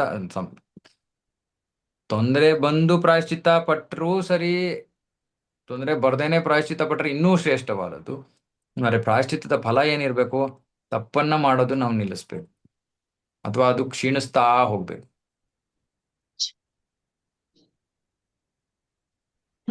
ಥ್ಯಾಂಕ್ ಯು. ಹರೇ ಕೃಷ್ಣ. ಹರೇ ಕೃಷ್ಣ ಪ್ರಭುಜಿ. ಇದೇ ಪ್ರಶ್ನೆ ನಮ್ಮ ಮನೆಯಲ್ಲೂ ಕೇಳಿದ್ರೆ ಪ್ರಭುಜಿ, ನೀವ್ ಯಾವಾಗ್ಲೂ ಕೃಷ್ಣ ಕೃಷ್ಣ ಅಂತೀರಾ ನೋಡಿ, ನೀವ್ ಯಾವಾಗ್ಲೂ ತೊಂದ್ರೆ ಬರ್ತಾ ಇರುತ್ತೆ. ನಾನೆಲ್ಲ ತಪ್ಪು ಮಾಡ್ತೀನಿ ಆದ್ರೆ ನನ್ಗೇನು ತೊಂದ್ರೆ ಬರಲ್ಲ, ನಾನು ಚೆನ್ನಾಗಿದ್ದೀನಿ, ಯಾವ್ದು ಕೃಷ್ಣನೂ ಇಲ್ಲ ಏನು ಇಲ್ಲ. ಯಾಕಂದ್ರೆ ನಮ್ದು ಈ ಜನ್ಮದಲ್ಲಿ ಅಕೌಂಟ್ ಕ್ಲೋಸ್ ಮಾಡ್ಬೇಕು ಅಂತ ನಮ್ಗೆ ಇಚ್ಛೆ ಇರೋದ್ರಿಂದ ಒಂದ್ಸತಿ ಸ್ವಲ್ಪ ಸಮಸ್ಯೆಗಳು ಜಾಸ್ತಿನೂ ಬರ್ಬೋದು. ಯಾಕಂದ್ರೆ ಅದು ನಮ್ಮಲ್ಲಿ ಏನೇನು ಅನರ್ಥಗಳಿದೆಯೋ ಎಲ್ಲವನ್ನ ತೆಗಿಯೋದಕ್ಕೆ ಕೃಷ್ಣ ಒಂದೊಂದ್ಸತಿ ವ್ಯವಸ್ಥೆ ಮಾಡ್ತಾನೆ. ಸೊ ನಾವು ಹೆಚ್ಚು ಅನುಭವಿಸೋ ಸಾಧ್ಯತೆಗಳಿವೆ. ಆದ್ರೆ ಬೇಗ ತಿದ್ಕೊಂಡಷ್ಟು ಕೃಷ್ಣ ನಮಗೆ ಬೇಗ ಸಮಸ್ಯೆಗಳು ನಿಂತೋಗ್ಬಿಡುತ್ತೆ. ಒಂದೊಂದ್ಸತಿ ನಮ್ಮ ಕರ್ಮ ಫಲ ಆ ತರ ಇರುತ್ತೆ, ಅದು ಈ ಜನ್ಮದ ಕಾರ್ಯ ಅಲ್ಲ. ಹಿಂದಿನ ಜನ್ಮಗಳಲ್ಲಿ ನಾವು ಸಾಕಷ್ಟು ತಪ್ಪು ಕೆಲಸವನ್ನ ಮಾಡಿ ಈ ಜನ್ಮ ತಗೊಂಡಿದೀವಿ, ಹಾಗಾಗಿ ದುಃಖ ಬರ್ತಾ ಇದೆ. ಆದ್ರೆ ಇವತ್ತು ಭಕ್ತಿ ಮಾಡ್ತಾ ಇದೀನಿ, ನನಗೆ ತಕ್ಷಣ ಎಲ್ಲ ದುಃಖ ನಿಂತೋಗ್ಬಿಡ್ಬೇಕು ಇಲ್ಲ. ಅರೆ ಕೃಷ್ಣ ಹೇಳ್ತಾ ಇದ್ದಾನೆ, ಭಕ್ತಿಯನ್ನು ಮುಂದುವರ್ಸ್ಕೊಂಡು ಹೋಗಿ, ಸರ್ವಧರ್ಮಾನ್ ಪರಿತ್ಯಜ್ಯ ಮಾಮೇಕಂ ಶರಣಂ ವ್ರತ ಅಂತ ಸರ್ವ ಪಾಪೇಭ್ಯೋ ಮೋಕ್ಷಯಿಷ್ಯಾಮಿ. ನಾನು ನಿನ್ನ ಜೀವನದಲ್ಲಿ ಎಲ್ಲಾ ಕಷ್ಟಗಳಿಂದ ತೆಗೆದಾಕ್ಬಿಡ್ತೀನಿ. ಅದಕ್ಕೆ ನಾವು ಪರಿಶುದ್ಧರ ಹಂತಕ್ಕೆ ಬರಬೇಕು. ಪರಿಶುದ್ಧ ಹಂತಕ್ಕೆ ಬರೋದು ರಾತ್ರಿ ಆಗೋದಿಲ್ಲ, ಅದು ಸಮಯ ತಗೊಳುತ್ತೆ. ಮತ್ತೆ ಅದನ್ನ ಪರಿಶುದ್ಧ ಹಂತಕ್ಕೆ ಬರೋದಕ್ಕೂ ಒಂದೊಂದ್ಸತಿ ಈ ಕಷ್ಟಗಳು ನಮಗೆ ನೆರವಾಗತ್ತೆ. ಅದನ್ನ ನಾನು ಹೇಳ್ತಾ ಇರೋದು. ಮುಖ್ಯವಾದ ವಿಷಯ, ನಾವ್ ಯಾರು ಈ ತರ ಹೇಳಿದಾಗ ನಾನು ಮುಂಚೆ ಹೇಗಿದ್ನೋ ಇವಾಗ ಹೇಗಿದ್ನೋ ವ್ಯತ್ಯಾಸ ಇದೆಯಾ, ನಾನು ಪರಿಶುದ್ಧನಾಗಿದ್ರೆ ನನಗೆ ಆ ಸಮಸ್ಯೆಯಿಂದ ನನಗೆ ಸಹಾಯ ಆಗಿದೆ. ಇದು ನಮ್ಮ ದೃಷ್ಟಿಕೋನ, ಭಕ್ತರ ದೃಷ್ಟಿಕೋನ.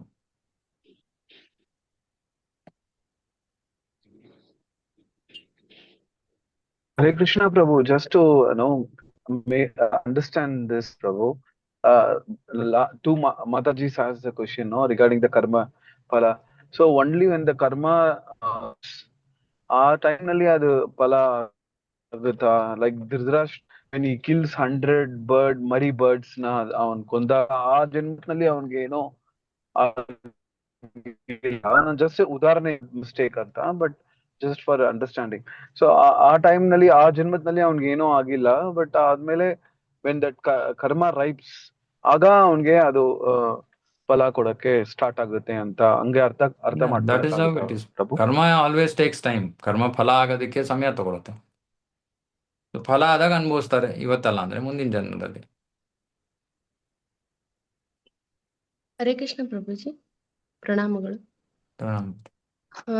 ಪ್ರಭುಜಿ, ನಾನು ವರ್ಕ್ ಮಾಡುವಲ್ಲಿ, ನಾ ಹೈಸ್ಕೂಲ್ ಟೀಚರ್, ನಾನು ವರ್ಕ್ ಮಾಡುವಲ್ಲಿ ನಾನು ಯಾರಿಗೂ ಏನ್ ತೊಂದರೆ ಕೊಡಲ್ಲ, ಬಟ್ ನನಗೆ ಎಲ್ಲರೂ ತೊಂದರೆ ಕೊಡ್ತಾರೆ, ಅಪಮಾನ ಮಾಡ್ತಾರೆ, ಅವಮಾನ ಮಾಡ್ತಾರೆ. ಅದು ನಮ್ಮ ಹಿಂದಿನ ಕರ್ಮ ಫಲ. ನಂದು ಯಾವ್ದು ಕೆಲ್ಸನೂ ಮಾಡಲ್ಲ ಪ್ರಭುಜಿ, ನಾನ್ ಮಾಡಿದ್ರೆ ಡೌಟ್ ಪಡ್ತಾರೆ, ಎಲ್ಲ ಚೆನ್ನಾಗಿರ್ತದೆ, ಕರೆಕ್ಟ್. ನಮ್ಮ ಹಿಂದಿನ ಜನ್ಮದ ಕರ್ಮ ಫಲ. ಅವ್ರ ಯಾರಿಗೂ ಏನು ಭಯ ಎಲ್ಲ ಮಾತಾಡಂದ್ರೆ ಆದ್ರೆ ಅವ್ರಿಗೆ ಎಲ್ಲರೂ ಮಾಡ್ತಾರೆ. ಅದೇ ಹೇಳ್ತಾರೆ, ಅದು ಹಿಂದಿನ ಜನ್ಮದ ಕರ್ಮ ಫಲ. ಇದಕ್ಕೇನ್ ಮಾಡ್ಬೇಕು ಪ್ರಭುಜಿ? ಏನಿಲ್ಲ, ಅನುಭವಿಸ್ಬೇಕಷ್ಟೇ. ಅದು ಕರ್ಮಫಲ ಹೋಗೋ ತನಕ ಅನುಭವಿಸ್ಬೇಕು. ಅದಕ್ಕೆ ನಾನು ಮತ್ತೆ ಹೇಳ್ತಾ ಇರೋದು, ನಮ್ಮ ಜೀವನದಲ್ಲಿ ಸತತವಾಗಿ ನಾವು ಸಮಸ್ಯೆಗಳನ್ನ ಎದುರಿಸ್ತಾ ಇದ್ರೆ ಅದು ನಮ್ಮ ಕರ್ಮಫಲ ಅನ್ನೋದು ನಮಗೆ ಮೊದಲು ಮನಸ್ಸಿಗೆ ಸ್ಪಷ್ಟವಾಗಬೇಕು. ಮೊದಲು ಅದನ್ನ ಸ್ವೀಕಾರ ಮಾಡ್ಕೋಬೇಕು. ಓಕೆ, ಇದು ನನ್ನ ಕರ್ಮಫಲ. ಇವಾಗ ನಾನು ಭಕ್ತಿಯ ಮಾರ್ಗದಲ್ಲಿ ಬರ್ತಾ ಇರೋದ್ರಿಂದ ನಾ ಇದರಿಂದ ಏನ್ ಕಲಿಯಕ್ಕಾಗತ್ತೆ? ಈಗ ಯಾರು ಭಕ್ತಿಯ ಮಾರ್ಗದಲ್ಲಿಲ್ವೋ ಅವರು ತಮ್ಮ ಪರಿಸ್ಥಿತಿಗಳನ್ನ ಬದಲಾಯಿಸಕ್ಕೆ, ಪ್ರತಿಭಟಿಸಕ್ಕೆ ಪ್ರಯತ್ನ ಮಾಡ್ತಾರೆ. ಆದರೆ ಅದರಿಂದ ಏನು ಪ್ರಯೋಜನ ಆಗದೆ ಇರ್ಬೋದು. ಇನ್ನೂ ಜಾಸ್ತಿ ತಲೆ ಕೆಡ್ಸ್ಕೊತಾರೆ ಅವರು. ಭಕ್ತಿಯಲ್ಲಿರೋರಿಗೆ ನಮಗೆ ನಾನು ಇದರಿಂದ ಏನ್ ಕಲ್ತ್ಕೋಬೇಕು, ನಾನ್ ಏನ್ ಮಾಡಿರ್ಬೋದು, ಯಾವ್ದರಿಂದ ನಾನು ಈ ರೀತಿ ಒದ್ದಾಡ್ತಾ ಇದ್ದೀನಿ, ಇವಾಗ ನಾನು ಅದನ್ನ ನಿಲ್ಸಕ್ಕಾಗತ್ತಾ? ನನ್ನಲ್ಲಿ ಏನು ತಪ್ಪು ಗುಣಗಳಿದೆ, ಕೆಟ್ಟ ಗುಣಗಳಿವೆ. ಅದಕ್ಕೆ ನಾನು ಸಿದ್ಧಿತಾಗ ಹೇಳ್ತಾ ಇದ್ದೆ, ಅದು ನಮ್ಗದ್ ಗೊತ್ತಿಲ್ಲ ಅಂದ್ರೆ ನಾವು ಯೋಗ್ಯ ವ್ಯಕ್ತಿಗಳ ಹತ್ರ ಹೋಗ್ಬೇಕು, ತಿಳ್ಕೊಬೇಕು. ತಿಳ್ಕೊಂಡು ನಾನು ಮುಖ್ಯವಾದದ್ದು ಈ ಎಲ್ಲಾ ಚರ್ಚೆಗಳಲ್ಲೂ ಮುಖ್ಯವಾದ ವಿಷಯ, ನನ್ನನ್ನು ನಾನು ತಿದ್ಕೋಬೇಕು. ಪ್ರತಿ ದಿನ ಪ್ರತಿ ಕ್ಷಣ ತಿದ್ಕೋತಾ ಇರ್ಬೇಕು, ಪರಿಶುದ್ಧರಾಗ್ತಾ ಇರ್ಬೇಕು. ಇದೇ ನಮ್ಮ ಜೀವನ. ಇದಕ್ಕೋಸ್ಕರನೇ ನಮಗೆ ಮನುಷ್ಯ ಜನ್ಮ ಕೊಟ್ಟಿರೋದು. ನಾವು ಅದು ಬಿಟ್ಟು ಬರೀ ಭೋಗಕ್ಕೆ ನಾವು ಜನ ಸಾಮಾನ್ಯವಾಗಿ ಯೋಚನೆ ಮಾಡ್ತಾರೆ, ಅವಾಗ ಏನು ಪ್ರಯೋಜನ ಇಲ್ಲ. ಆದ್ರೆ ಭಕ್ತರಾಗಿ ನಾವು ತಿದ್ದುಕೊಳ್ಳೋದ್ರ ಬಗ್ಗೆ ನಮ್ಮ ಗಮನ ಆ ದಿಕ್ಕಿನಲ್ಲಿ ಹೋಗ್ಬೇಕು. ಹೇಗೆ ತಿದ್ಕೋಬೇಕು, ಏನ್ ಮಾಡ್ಬೇಕು, ಆಗ ತಿದ್ಕೋತೀವಿ. ಅವಾಗ ನಾವು ಪ್ರಯತ್ನ ಮಾಡ್ತಾ ಇದೀವಿ ಅನ್ನೋದನ್ನ ನೋಡ್ಬಿಟ್ಟೆ ಕೃಷ್ಣ ನಮ್ಮ ಕಷ್ಟಗಳನ್ನ ನಿಲ್ಲಿಸ್ತಾನೆ ಎಷ್ಟೊಂದ್ಸತಿ. ಧನ್ಯವಾದ ಪ್ರಭು. ರಾಘವೇಂದ್ರ ಪ್ರಭು. Hare Krishna Prabhu. So you spoke about acceptance. Okay. So ಈಗ ನಮ್ಗೆ ಯಾರಾದ್ರೂ if somebody tries to cheat us, ನಾವು ನಮ್ಮ ಪ್ರಾರಬ್ಧ ಕರ್ಮ ಅನ್ಕೊಂಡು ಸುಮ್ಮನೆ ಇರ್ಬೇಕಾ? Or else I try to example, ಇವಾಗ ಮಹಾಭಾರತದಲ್ಲಿ Duryodhana trying to cheat Pandavas. ಆಗ Krishna also back Pandava saying that let us not get cheated ಅಂತ ಹೇಳ್ಬಿಟ್ಟು ಪಾಂಡವಸ್ ಫಾಟ್ ಬ್ಯಾಕ್. ಸೊ ನಾವು ಈ ತರ ಯಾರಾದ್ರೂ ನಮ್ಗೆ ಪ್ರಾಬ್ಲಮ್ ಕೊಟ್ಟಾಗ ವಿ ಶುಡ್ ನಮ್ ಪ್ರಾರಬ್ಧ ಅಂತ ಸುಮ್ಮನೆ ಕುತ್ಕೋಬೇಕಾ, ವಿ ಶುಡ್ ಫೈಟ್ ಬ್ಯಾಕ್ ಅಂತ? ಓಕೆ, ಸೊ ಎರಡೂ ಇದೆ ಶಾಸ್ತ್ರದಲ್ಲಿ. ಒಂದು, ನೀವು ಓಕೆ ಇವಾಗ ನಮ್ಗೆ ನಾವು ಪ್ರಯತ್ನ ಮಾಡೋದ್ರಿಂದ ನಮಗೆ ಸ್ವಲ್ಪ ನೆಮ್ಮದಿ ಸಿಗುತ್ತೆ ಅಂದ್ರೆ ಪ್ರಯತ್ನ ಮಾಡ್ಬೋದು. ಇಲ್ಲ ನಾನು ಪ್ರಯತ್ನ ಮಾಡಲ್ಲ, ಭಗವಂತನ ಇಚ್ಛೆ ಅಂದ್ರೂ ಓಕೆ, ಅದರಲ್ಲಿ ಏನು ತಪ್ಪಿಲ್ಲ. ಅದಕ್ಕೆ ತುಂಬಾ ಮುಂದುವರೆದಿರುವಂತ ಶರಣಾಗತ ಭಾವ ಇರ್ಬೇಕು, ಕೃಷ್ಣನಲ್ಲಿ ಶ್ರದ್ಧೆ ಇರ್ಬೇಕು. ಕರ್ಮಫಲ ಹೇಗಾಗ್ಬೇಕು ಹಾಗೆ ಆಗತ್ತೆ. ಈಗ ಉದಾಹರಣೆಗೆ, ನಿಮ್ಮ ಕರ್ಮಫಲ ನಿಮ್ಗೆ ಆ ಸಮಸ್ಯೆ ಬಂದು ನೀವು ಅದಕ್ಕೆ ಪ್ರತಿಭಟಿಸ್ಬೇಕು, ಎಗರಾಡಬೇಕು ಅಂತಾನೆ ನಿಮ್ ಕರ್ಮಫಲ ಇದ್ರೆ ಅದು ಆಗತ್ತೆ. ಇದಕ್ಕೆ ನಾವು ಅಷ್ಟೊಂದು ಎನರ್ಜಿಯನ್ನ ವೇಸ್ಟ್ ಮಾಡಬಾರ್ದು. ಪ್ರಯತ್ನ ಮಾಡ್ಬೇಕು. ಇವಾಗ ಯಾರೋ ಮೋಸ ಮಾಡ್ತಾ ಇದ್ರೆ ಪ್ರಭುಪಾದ ಹೇಳ್ತಾರೆ, ಯಾವತ್ತು ಯಾರಿಗೂ ಕೃಷ್ಣನ ದುಡ್ಡು ಮೋಸ ಮಾಡಕ್ ಯಾರಿಗೂ ಬಿಡಬಾರ್ದು. ಸೊ ಪ್ರಯತ್ನವನ್ನ ಮಾಡ್ಬೇಕು, ಸರಿಯಾಗಿ ಮಾಡಕ್ ಪ್ರಯತ್ನ ಮಾಡ್ಬೇಕು. ಆದ್ರೆ ಆ ಪ್ರಯತ್ನದಿಂದ ನಮ್ಮ ಸಮಸ್ಯೆ ಏನು ಗೊತ್ತಾ, ನಾವು ಸುಮ್ಮನೆ ಪ್ರಯತ್ನ ಮಾಡಿ ಬಿಡಲ್ಲ. ಇಂಗ್ಲಿಷ್ ಅಲ್ಲಿ ಇದನ್ನ ಎಕ್ಸ್ಪ್ಲೇನ್ ಮಾಡೋದು ಈಸಿ. ನಾನು ಎಂಡೆವರ್ ಮತ್ತೆ over endeavour.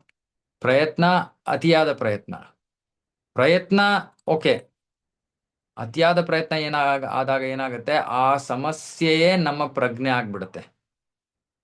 That problem becomes our consciousness. ಅಂದ್ರೆ ಸತತವಾಗಿ ನಾವು ಅದ್ರ ಬಗ್ಗೆನೇ ಯೋಚನೆ ಮಾಡಕ್ ಶುರು ಮಾಡ್ತೀವಿ. ಕೃಷ್ಣ ಪ್ರಜ್ಞಾವಂತರಾಗೋ ಬದಲು ನಾವು ಸಮಸ್ಯೆ ಪ್ರಜ್ಞಾವಂತರಾಗೋಗ್ತೀವಿ. ಹಾಗಾಗಿ ಬಹಳಷ್ಟು ಪ್ರಯತ್ನವನ್ನ ಮಾಡಬಾರ್ದು. ಸ್ವಲ್ಪ ಪ್ರಯತ್ನ ಮಾಡಿ ತೃಪ್ತರಾಗೋಗಿದ್ರೆ ಪ್ರಯತ್ನ ಮಾಡ್ಬೋದು.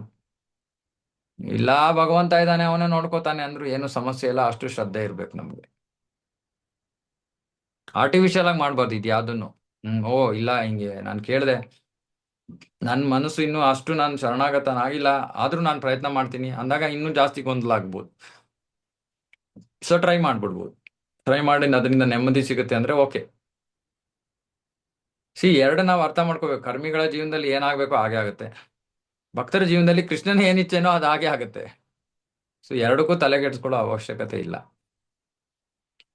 ತಿದ್ಕೋಬೇಕು. ಇದೊಂದನ್ನೇ ನೆನ್ಪಿಟ್ಕೊಳ್ಳಿ, ನಮ್ಮ ಜೀವನದ ಒಂದೇ ಉದ್ದೇಶ ನಾವು ತಿದ್ದುಕೊಂಡು ಪರಿಶುದ್ಧರಾಗಿ ಭಗವಂತನ ಬಳಿ ಹೋಗೋದಕ್ಕೆ ಯೋಗ್ಯರಾಗಬೇಕು. ಇದು ಅಷ್ಟೇ ಇರೋದು. ಕೃಷ್ಣ ಅದಕ್ಕೆ ಭಗವದ್ಗೀತೆಯಲ್ಲಿ ಹೇಳ್ತಾನೆ, ಆತ್ಮಶುದ್ಧಯೇ. ಯೋಗಿಗಳು ಏನ್ ಮಾಡ್ತಾರೆ, ಅವ್ರು ಏನ್ ಮಾಡೋರು ಆತ್ಮಶುದ್ಧಿಗೋಸ್ಕರ, ಅಂದ್ರೆ ತಮ್ಮಂತ ಪರಿಶುದ್ಧ ಮಾಡ್ಕೊಳಕ್ಕಷ್ಟೇ, ಬೇರೆ ಯಾವ ಉದ್ದೇಶವೂ ಇಲ್ಲ. ಜಗತ್ತಿಗೆ ಏನೋ ಸಾಬೀತು ಮಾಡೋದಕ್ಕೋಸ್ಕರ ಭಕ್ತರು ಕಾರ್ಯ ಮಾಡೋದಲ್ಲ. ಆತ್ಮಶುದ್ಧಯೇ, ನಮ್ಮನ್ನು ನಾವು ಶುದ್ಧ ಮಾಡ್ಕೊಳಕ್ಕೆ ಅಷ್ಟೇ. ಓಕೆ ರಮ್ಯ ಕೃಷ್ಣ ಪ್ರಭು. ಹರೇ ಕೃಷ್ಣ ಪ್ರಭು, ದಂಡೋತ್ ಮೇಡಮ್. ನಾಮ್ ಪ್ರಭು. ಪ್ರಭು, ಈಗ ನಮ್ಮ ರಿಲೇಟಿವ್ಸ್ ಅಲ್ಲಿ ಮೆಡಿಕಲಿ ಅವ್ರಿಗೆ ಬಹಳ ತೊಂದರೆ ಇರ್ತದ. ಸೊ ಅವ್ರಿಗೆ ನಾವು ಕರ್ಮದ ಫಲ ನಿಂದು ಅಂತ ಹೇಳಿದ್ರೆ ಅವ್ರಿಗೆ ಬೇಜಾರಾಗ್ಬಿಡ್ತದೆ. ನಿಮ್ ಕರ್ಮ ಅಲ್ಲ, ಹಾಗೆ ಹೇಳ್ಬಾರ್ದು. ಅದು ನಮ್ಗೆ ಸನ್ನಿವೇಶದಲ್ಲಿ ನೋಡ್ಕೊಂಡು ಮಾತಾಡ್ಬೇಕು. ಅದೇ ಅವ್ರಿಗೆ ಅದನ್ನ ಅಂಡರ್ಸ್ಟ್ಯಾಂಡ್ ಆಗಲ್ಲ. ಅವಾಗ ನಾನು ಇದುವರೆಗೂ ಕರ್ಮದಲ್ಲಿ ಯಾವ್ದು ಪಾಪ ಮಾಡಿಲ್ಲ ಅಂತ ಅವ್ರಿಗೆ ಈ ಸಿಚುವೇಶನ್ ಅಲ್ಲಿ ಅವ್ರ ಅರ್ಥ ಆಗ್ತದ. ಸೊ ಅವ್ರಿಗೆ ಯಾವ ರೀತಿ ಇದರಿಂದ ಹೊರಗೆ ಬರೋದಕ್ಕೆ ಕನ್ವಿನ್ಸ್ ಮಾಡ್ಬೇಕು, ಇದರಿಂದ ಈ ತೊಂದರೆಯಿಂದ ಬರೋದಕ್ಕೆ? ಇವಾಗ ಒಂದು ನಾವ್ ಏನ್ ತಿಳ್ಕೊಬೇಕು, ಪ್ರತಿಯೊಂದು ಸನ್ನಿವೇಶದ ಸೂಕ್ಷ್ಮತೆಯನ್ನ ನಾವು ಅರ್ಥ ಮಾಡ್ಕೊಂಡು ನಾವು ಡೀಲ್ ಮಾಡ್ಬೇಕು. ಇವಾಗ ಯಾರೋ ಇವಾಗ ಏನೋ ಸಮಸ್ಯೆಯಲ್ಲಿ ಇವಾಗ ತಕ್ಷಣ ಇವಾಗ ನೆನ್ನೆ ಸಮಸ್ಯೆ ಆಗಿದೆ, ಇವತ್ತು ಹೋಗಿ ನಾವು ನಿಮ್ ಕರ್ಮಫಲ ಅಂತ ಹೇಳ್ಬಾರ್ದು.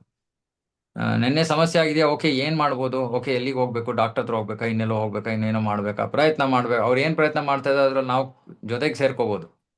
ಓಕೆ ನಡೀರಿ ಹೋಗೋಣ, ನಾನು ಕರ್ಕೊಂಡು ಹೋಗ್ತೀನಿ ಅಂದ್ರೆ ಏನು, ಮೊದಲು ಅವ್ರಿಗೆ ಇಮಿಡಿಯೇಟ್ ಆಗಿ ಅವ್ರಿಗೆ ಏನ್ ರಿಲೀಫ್ ಅಂತ ಅನ್ಸುತ್ತೋ ಅದನ್ನ ಮಾಡೋದಕ್ಕೆ ಅವ್ರು ಪ್ರಯತ್ನ ಮಾಡ್ತಾ ಇದ್ದಾರೆ. ಅದರಲ್ಲಿ ನಾವು ಸ್ವಲ್ಪ ಹೆಲ್ಪ್ ಮಾಡ್ಬೋದು. ಆದ್ರೆ ಸ್ವಲ್ಪ ಅವರು ತಾಳ್ಮೆಯಿಂದ ಸ್ವಲ್ಪ ಇದಾದ್ಮೇಲೆ ಅವ್ರಿಗೆ ಅರ್ಥ ಮಾಡಿಸ್ಬೇಕು. ನಾವು ಒಂದೊಂದ್ಸತಿ ನಾವೇನ್ ಹೇಳ್ತೀವಿ, ಜನರಿಗೆ ಸಮಸ್ಯೆ ಇಲ್ದಾಗ ಸಮಸ್ಯೆ ಏನೂ ಇಲ್ಲ, ನಾವು ಹೋಗಿ ಪ್ರಚಾರ ಮಾಡ್ತೀವಿ, ಅವ್ರು ಈ ಕಡೆ ಕಿವಿ ಕೇಳಿ ಈ ಕಡೆ ಬಿಟ್ಬಿಡ್ತಾರೆ. ಸೊ ಅವಾಗ್ಲೂ ಪ್ರಚಾರ ಉಪಯೋಗ ಆಗಿಲ್ಲ. ಇವಾಗ ಯಾವಾಗಲೂ ಯಾರಿಗೋ ಸಮಸ್ಯೆ ಇದೆ, ಆ ಸಮಸ್ಯೆ ಇದ್ದಾಗ ನಿಜವಾಗ್ಲೂ ಅವ್ರಿಗೆ ತತ್ವ ಹೇಳಿದಾಗ ಅವ್ರು ಸ್ವೀಕಾರ ಮಾಡೋ ಸಾಧ್ಯತೆ ತುಂಬಾ ಜಾಸ್ತಿ ಇದೆ. ಆದ್ರೆ ನಾವು ಅವಾಗ ಯೋಚನೆ ಮಾಡ್ತೀವಿ, ಅಯ್ಯೋ ಅವ್ರು ಬೇಜಾರು ಮಾಡ್ಕೊಂಡ್ಬಿಟ್ರೆ ಮತ್ತೆ ಪ್ರಚಾರ ಯಾವಾಗ ಮಾಡ್ತೀವಿ? ಚೆನ್ನಾಗಿದ್ದಾಗ ಪ್ರಚಾರ ಮಾಡಿದ್ರೆ ಕೇಳಲ್ಲ, ಚೆನ್ನಾಗಿಲ್ದೇ ಇರೋ ಪ್ರಚಾರ ಮಾಡೋದ್ ಬೇಡ ನಾವ್ ಯೋಚನೆ ಮಾಡ್ತಾ ಇದೀವಿ, ಮತ್ತೆ ಪ್ರಚಾರ ಯಾವಾಗ ಆಗತ್ತೆ? ಆ ಸನ್ನಿವೇಶನೇ ಸೂಕ್ತವಾದ ಸನ್ನಿವೇಶ ಅದು ಪ್ರಚಾರ ಮಾಡೋದಕ್ಕೆ. ಅವ್ರಿಗೆ ನಿಜಾಂಶಕ್ಕೆ ಕರ್ಕೊಂಡ್ ಬರಕ್ಕೆ ಅದೇ ಸರಿಯಾದ ಸಮಯ. ಆದ್ರೆ ನೋಡ್ಕೊಂಡ್ ಮಾತಾಡ್ಬೇಕು. ಅದು ಭಕ್ತರ ಮೇಲೆ ಅವಲಂಬಿತವಾಗಿದೆ, ಯಾವ ರೀತಿ ನಾವು ಮಾತಾಡ್ತೀವಿ. ಅವರಿಗೆ ಅನುಕಂಪ ತೋರೋ ರೀತಿಯಲ್ಲೇ ನಾವು ಅವ್ರಿಗೆ ಮಾತಾಡಿ ಅವರನ್ನ ಸತ್ಯಕ್ಕೆ ಕರ್ಕೊಂಡ್ ಬರ್ಬೋದು. ಯಾವಾಗಲೂ ಕಠೋರವಾಗಿ ಮಾತಾಡ್ಬೇಕು ಅಂತಲ್ಲ, ಅದು ಪ್ರವಚನದ ಒಂದು ರೀತಿ. ಅದು ಪ್ರವಚನದಲ್ಲಿ ಪ್ರಭುಪಾದ್ರು ಕ್ಲಾಸಲ್ಲಿ ಮಾತಾಡ್ತಿರುವಾಗ ಸತ್ಯವನ್ನ ಎದ್ ಬಂದ್ ಎದೆಗೋದ್ರಂತೆ ತರಾನೇ ಮಾತಾಡ್ತಾ ಇದ್ರು. ಆದ್ರೆ ವೈಯಕ್ತಿಕವಾಗಿ ಯಾರು ಹೋದಾಗ ಅವರ ಸಮಸ್ಯೆಯನ್ನು ಅರ್ಥ ಮಾಡ್ಕೋತಾ ಇದ್ರು, ಅವರ ಪರಿಸ್ಥಿತಿಯನ್ನು ಅರ್ಥ ಮಾಡ್ಕೊಂಡು ಆಮೇಲೆ ಅವರು ಅದೇ ಸತ್ಯವನ್ನ ಹೇಳ್ತಾ ಇದ್ರು, ಆದ್ರೆ ಬಹಳ ಬೇರೆ ರೀತಿಯಲ್ಲಿ ಹೇಳೋರು. ಅಥವಾ ಅವ್ರಿಗೆ ಇವಾಗ ಇನ್ನು ಸ್ವೀಕಾರ ಮಾಡಕ್ಕೆ ಅವರು ಸಿದ್ಧರಿಲ್ಲ, ಆಯ್ತು ನೀವೇನ್ ಮಾಡ್ತಾ ಇದ್ದಾರೋ ಮಾಡಿ. ಸೊ ಇದು ತುಂಬಾ ಅದಕ್ಕೆ ಕಲೆ, ಇದು ಪ್ರಚಾರ ಅನ್ನೋದು ಒಂದು ಕಲೆ. ಆದ್ರೆ ಯಾರೋ ತುಂಬಾ ದುಃಖದಲ್ಲಿ ಹೊಟ್ಟೋಗ್ಬಿಟ್ಟಿದ್ದಾರೆ, ಅವ್ರನ್ನ ಎಳಿಯಕ್ ಒಂದೇ ಮಾರ್ಗ ಇರೋದು ಸತ್ಯ. ಯಾಕಂದ್ರೆ ತರ್ಕ ವರ್ಕ್ ಆಗಿಲ್ಲ ಅವ್ರಿಗೆ, ಅಥವಾ ಅವರ ಪ್ರಯತ್ನದಿಂದ ಏನೂ ಪ್ರಯೋಜನ ಆಗಿಲ್ಲ, ಪೂರ್ತಿ ಮುಳುಗೋಗ್ಬಿಟ್ಟಿದ್ದಾರೆ ಅದರಲ್ಲಿ. ಇವಾಗ ಲಾಸ್ಟ್ ಆಪ್ಷನ್ ಇರೋದು ತತ್ವ ಸತ್ಯ ಹೇಳಿ ಅವ್ರನ್ನ ಹೊರಗಡೆ ಎಳಿಯೋದು, ಬೇರೆ ಮಾರ್ಗನೇ ಇರಲ್ಲ. ಆ ಸಮಯದಲ್ಲಿ ನೀವು ಜಪ ಮಾಡಿ ಬೇಡ. ಜಪ ಮಾಡಿ ಅನ್ನೋದಕ್ಕೆ ಅವ್ರಿಗೆ ಇನ್ನೊಂದು ಸ್ಟೆಪ್ ಬರ್ಬೇಕು. ಫಸ್ಟ್ ಅವ್ರಿಗೆ ಜೀವನದ ಸತ್ಯತೆ ಅರ್ಥ ಮಾಡ್ಬೇಕು, ಅವ್ರು ಸ್ವೀಕಾರ ಮಾಡ್ಕೋಬೇಕು. ಓ ಹೌದಾ, ಕರ್ಮಫಲದಿಂದ ಹಿಂಗ ಆಗತ್ತಾ? ಅದಕ್ಕೆ ನಾವು ಬೇರೆ ರೀತಿಯಲ್ಲಿ ಎಕ್ಸ್ಪ್ಲೇನ್ ಮಾಡ್ಬೇಕು, ಡೈರೆಕ್ಟ್ ಆಗಿ ಅವ್ರ ಸನ್ನಿವೇಶನೇ ಅಲ್ಲ. ಇವಾಗ ಕೇಳ್ಬೇಕು, ನೋಡಿಯಪ್ಪ ಇವಾಗ ಇವ್ರು ಪೊಲಿಟಿಷಿಯನ್ಸ್ ಎಲ್ಲ ಇದ್ದಾರೆ, ಅವ್ರು ಎಷ್ಟೊಂದು ತಪ್ಪು ಕೆಲಸ ಮಾಡ್ತಾ ಇದಾರೆ, ಆದ್ರೆ ಅವ್ರಿಗೇನು ಕಷ್ಟನೇ ಬರ್ತಾ ಇಲ್ವಲ್ಲ, ಯಾಕೆ? ಅವಾಗ ಏನ್ ಹೇಳ್ತಾರೆ ಅವರು, ಗೊತ್ತಿಲ್ಲ, ಅವು ನೋಡಿ ಹಿಂಗಿದೆ. ಕರ್ಮಫಲ ಇವತ್ತಿಂದಲ್ಲ, ಮಾಡಿರೋ ಕರ್ಮದ ಫಲ ಇವತ್ತು ನಾವು ಅನುಭವಿಸ್ತಾ ಇದೀವಿ. ಅದೇ ರೀತಿ ಇವ್ರು ಇವತ್ತು ಮಾಡ್ತಾ ಇರೋ ಕರ್ಮವನ್ನು ಅವ್ರು ನಾಳೆ ಅನುಭವಿಸ್ತಾರೆ. ಅವ್ರಿಗೆ ಹೇಳ್ತಾರೆ, ಯಾರು ನೋಡಿದ್ದಾರೆ? ಭಗವಂತ ನೋಡ್ತಾ ಇದ್ದಾನೆ, ಅವನ್ ಸಾಕ್ಷಿ ಅದಕ್ಕೆ. ಸೊ ಅವ್ರಿಗೆ ನೇರವಾಗಿ ಅವ್ರದೇ ಸನ್ನಿವೇಶ ತಗೊಂಡು ನಾವು ಅವ್ರಿಗೆ ನೋವಾಗಂಗ್ ಮಾತಾಡೋದಕ್ಕಿಂತ ಬೇರೆ ಇನ್ನೊಂದು ಸನ್ನಿವೇಶ ತಗೊಂಡು ಅವ್ರಿಗೆ ಅದನ್ನ ಎಕ್ಸ್ಪ್ಲೇನ್ ಮಾಡಿ ಅವರ ಸನ್ನಿವೇಶ ಅವ್ರಿಗೆ ಅರ್ಥ ಆಗೋಂಗ್ ಮಾಡೋದು ಹೆಚ್ಚು ಸ್ವೀಕೃತ.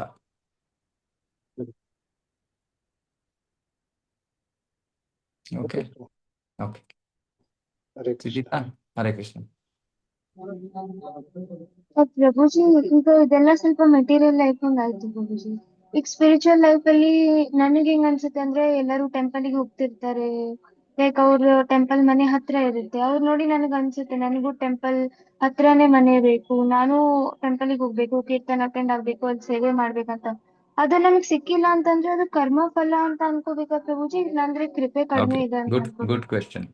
Okay, good question. ಇವಾಗ ಇವಾಗ ನಮ್ಗೆ ಎರಡು ವಿಷಯಗಳು ನಡೀತಾ ಇದೆ ನಮ್ಮ ಜೀವನದಲ್ಲಿ.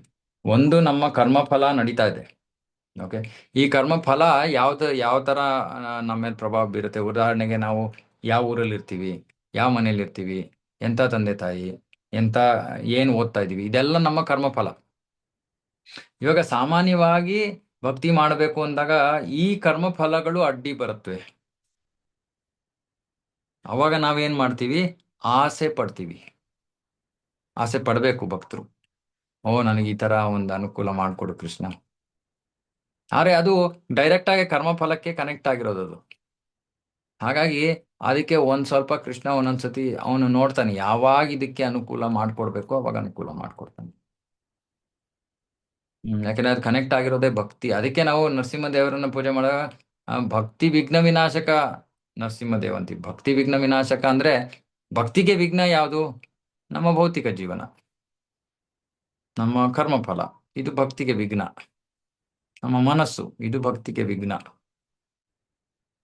ಆ ವಿಘ್ನಗಳನ್ನ ನಾಶ ಮಾಡ್ಬೇಕು ಅಂತ ನಾವು ನರಸಿಂಹದೇವರ ಹತ್ರ ಪ್ರಾರ್ಥನೆ ಮಾಡ್ತೀವಿ, ಅಥವಾ ಪ್ರಾರ್ಥನೆನೇ ಅದು. ಸೊ ಕೃಷ್ಣನ ಅದು ಪ್ರಾರ್ಥನೆ ಮಾಡಿದಾಗ ಅದು ಯಾವಾಗ ನೆರವೇರಿಸ್ಬೇಕು ಏನು, ಅದು ಅವನ ಕೈನಲ್ಲಿ ಬಿಟ್ರ. ಅದನ್ನ ನಾವ್ ಹೇಳಕ್ಕಾಗಲ್ಲ. ಹಿಂಗೆ ಮಾಡ್ತಾನೆ, ಹಂಗೆ ಮಾಡ್ತಾನೆ. ಕೃಷ್ಣನ್ಗೆ ಯಾವ ರೂಲ್ಸ್ ಇಲ್ಲ. ಇದನ್ನ ಅರ್ಥ ಮಾಡ್ಕೊಂಡ್ಬಿಡಿ. ಅವನೇ ಮೋಸ್ಟ್ ಇಂಟೆಲಿಜೆಂಟ್. ಏನು ಸೂಕ್ತವಾಗಿದೆಯೋ ಅವನು ಅದನ್ನ ಮಾಡ್ತಾನೆ. ಬಟ್ ನಮ್ಮ ಭಕ್ತರು ಏನ್ ಮಾಡ್ಬೇಕು? ಆಸೆ ಪಡ್ಬೇಕು, ದುರಾಸೆ ಪಡ್ಬೇಕು, ಅರೆ ಹತಾಶರಾಗಬಾರ್ದು. ಅದಕ್ಕೆ ರೂಪ ಗೋಸ್ವಾಮಿಯವರು ಹೇಳ್ತಾರೆ, ಉತ್ಸಾಹ ನಿಶ್ಚಯ ಧೈರ್ಯ. ಯಾವಾಗ್ಲೂ ಭಕ್ತಿಯಲ್ಲಿ ಉತ್ಸಾಹ ಇರಬೇಕು. ನನಗೆ ಸಿಗ್ತಾ ಇಲ್ವಾ ಅಂದ್ರೂ ಉತ್ಸಾಹದಿಂದ, ಕೃಷ್ಣ ಪ್ಲೀಸ್ ಕೊಡು, ನಂಗೆ ಕೊಡು, ನಂಗೆ ಕೊಡು, ದಿನ ದಿನ ದಿನ ಕೇಳ್ತಾ ಇರೋದು. ನಿಶ್ಚಯ, ದೃಢ ಸಂಕಲ್ಪ ಇರಬೇಕು, ಧೈರ್ಯ, ತಾಳ್ಮೆ ಇರಬೇಕು. ಏನು ರಾತ್ರಿ ಏನೂ ಆಗಲ್ಲ. ಜನ್ಮಾಂತರಗಳಿಂದ ನಾವು ಭೌತಿಕ ಜಗತ್ತಿನಲ್ಲಿ ಇಂದ್ರಿಯ ಭೋಗ ಮಾಡ್ಕೊಂಡು ಬಂದಿದ್ದೀವಿ. ಒಂದು ಜನ್ಮದಲ್ಲಿ, ಒಂದು ಕ್ಷಣದಲ್ಲಿ ಎಲ್ಲ ಚೇಂಜ್ ಆಗ್ಬಿಡತ್ತಾ? ಸೊ ಸ್ವಲ್ಪ ತಾಳ್ಮೆ ಬೇಕು. Thank you ಪ್ರಭುಜಿ. ಓಕೆ, ಓಕೆನಾ? ಹರೇ ಕೃಷ್ಣ ಪ್ರಭುಜಿ. ಹೇಳಮ್ಮ. ಪ್ರಭುಜಿ, ಇವಾಗ ಕೇಳು ಅಂತ ಇದಾರೆ ಅಲ್ಲಿ ಮಾತಾಡ್ಲಿ, ಕೇಳು. ಇವಾಗ ಸ್ವಲ್ಪ ಭಕ್ತಿ ಮಾಡ್ಬಿಟ್ರೆ ಅದು ಪ್ರೌಡ್ನೆಸ್ ಬಂದ್ಬಿಡತ್ ಪ್ರಭುಜಿ. ಅಯ್ಯೋ, ನಾನ್ ಇದನ್ನೆಲ್ಲ ಕಲ್ಕೊಂಡ್ಬಿಟ್ಟೆ, ಇದ್ ಮಾಡ್ಬಿಟ್ಟೆ, ಅದ್ ಏನ್ ಮಾಡ್ಬಿಟ್ಟೆ ಕಲ್ತ್ಕೊಂಡ್ಬಿಟ್ಯಾವ ನೀನು? ಏನ್ ಕಲ್ತ್ಕೊಂಡ್ಬಿಟ್ಟೆ? ಪ್ರೌಡ್ನೆಸ್ ಬಂದ್ಬಿಡತ್ ಪ್ರಭುಜಿ. ಅದನ್ನ ಹೆಂಗ್ ಅಲ್ಲ, ಕಂಟ್ರೋಲ್ ಏನ್ ಮಾಡ್ಬೇಕು? ಕಲ್ತ್ಕೊಂಡೆ ಅಂತ ಪ್ರೌಡು? ಇವಾಗ ಕಲ್ತ್ಕೊಂಡೆ ಅಂತ ಆಕ್ಚುಲಿ ಹೊಸದ್ ಬುಕ್ ತರ್ಸಿದ್ರು, ಮಾಡರ್ನ್ ಮಿಷನ್, ಸ್ವಲ್ಪ ಓದ್ದೆ, ಇದೆಲ್ಲ ಕಲ್ಕೊಂಡ್ಬಿಟ್ಟೆ ಅಂತ ಪ್ರೌಡ್ನೆಸ್ ಪ್ರಭುಜಿ. ಕಲ್ತ್ಕೊಂಡ್ಬಿಟ್ಟು ಇನ್ನೂ ಭೌತಿಕ ಜಗತ್ತಿನಲ್ಲೇ ಇದೀವಲ್ಲಮ್ಮ. ಆಧ್ಯಾತ್ಮಿಕ ಜಗತ್ತಿಗೆ ಹೋಗಿದ್ರೆ ಪ್ರೌಡ್ ಆಗ್ಬೋದು. ಆದ್ರೆ ಆಧ್ಯಾತ್ಮಿಕ ಜಗತ್ತಿಗೆ ಹೋದಾಗ ನಾವು ನಮ್ಮೆಲ್ಲ ಗರ್ವ ಇರೋದೇ ಇಲ್ಲ. ಇದೆಲ್ಲ ಓಕೆ, ಇದೆಲ್ಲ ಸ್ವಲ್ಪ ಚೆನ್ನಾಗಿ ಜಪ ಮಾಡಿದ್ರೆ ಇವೆಲ್ಲ ಹೋಗುತ್ತೆ. ಇದೆಲ್ಲ ಸಾಮಾನ್ಯ ಭೌತಿಕವಾದದ್ದು, ಇದು ಮೆಟೀರಿಯಲ್. ಸೊ ಜಪ ಮಾಡ್ತಾ ಮಾಡ್ತಾ ಇವೆಲ್ಲ ಹೋಗುತ್ತೆ. ನಮ್ಗೆ ನಿಜವಾಗಿಯೂ ನಾವು ಅರ್ಥ ಮಾಡ್ಕೋಬೇಕು, ಜ್ಞಾನದಿಂದ ಏನು ಪ್ರಯೋಜನ ಇಲ್ಲ. ಜ್ಞಾನವನ್ನು ನಮ್ಮ ಜೀವನದಲ್ಲಿ ಅಳವಡಿಸ್ಕೊಂಡಾಗ ನಾವು ನಿಜವಾಗಿಯೂ ಪ್ರೌಡ್ ಆಗ್ಬೋದು. ಆದ್ರೆ ಜ್ಞಾನವನ್ನು ನಮ್ಮ ಜೀವನದಲ್ಲಿ ಅಳವಡಿಸ್ಕೊಂಡಾಗ ನಮ್ಗೆ ಗರ್ವ ಬರೋದೇ ಇಲ್ಲ. ಯಾಕಂದ್ರೆ ಅದು ಜ್ಞಾನಿಯ ಗುಣಲಕ್ಷಣ ಏನು? ನಮ್ರತೆ. ಇದು ನನ್ನದಲ್ಲ, ಇದು ಕೃಷ್ಣ ಕೊಟ್ಟಿರೋದು ಅಂತ ಅವನಿಗೆ ಚೆನ್ನಾಗಿ ಗೊತ್ತಿರುತ್ತೆ. ಹಾಗಾಗಿ ಅವನು ಯಾವ ತರನೂ ಅವ್ನು ಗರ್ವ ಪಡೋಕೆ ಕಾರಣನೇ ಇರಲ್ಲ.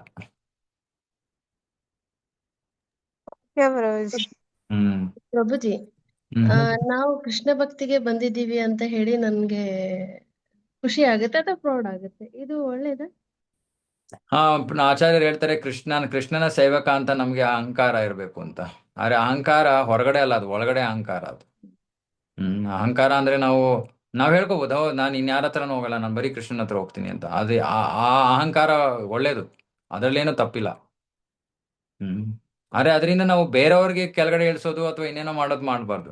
ನನ್ನ ಮಟ್ಟಿಗೆ ನನ್ ಸಂತೋಷ, ನಾನು ಕೃಷ್ಣ ಭಕ್ತಿ ಮಾಡ್ತಾ ಇದೀನಿ. ಆದ್ರೆ ಈ ಕೃಷ್ಣ ಭಕ್ತಿನ ನಾನು ಸರಿಯಾಗಿ ಮಾಡ್ತಾ ಇದ್ದೀನಾ, ಅದು ಇಂಪಾರ್ಟೆಂಟ್.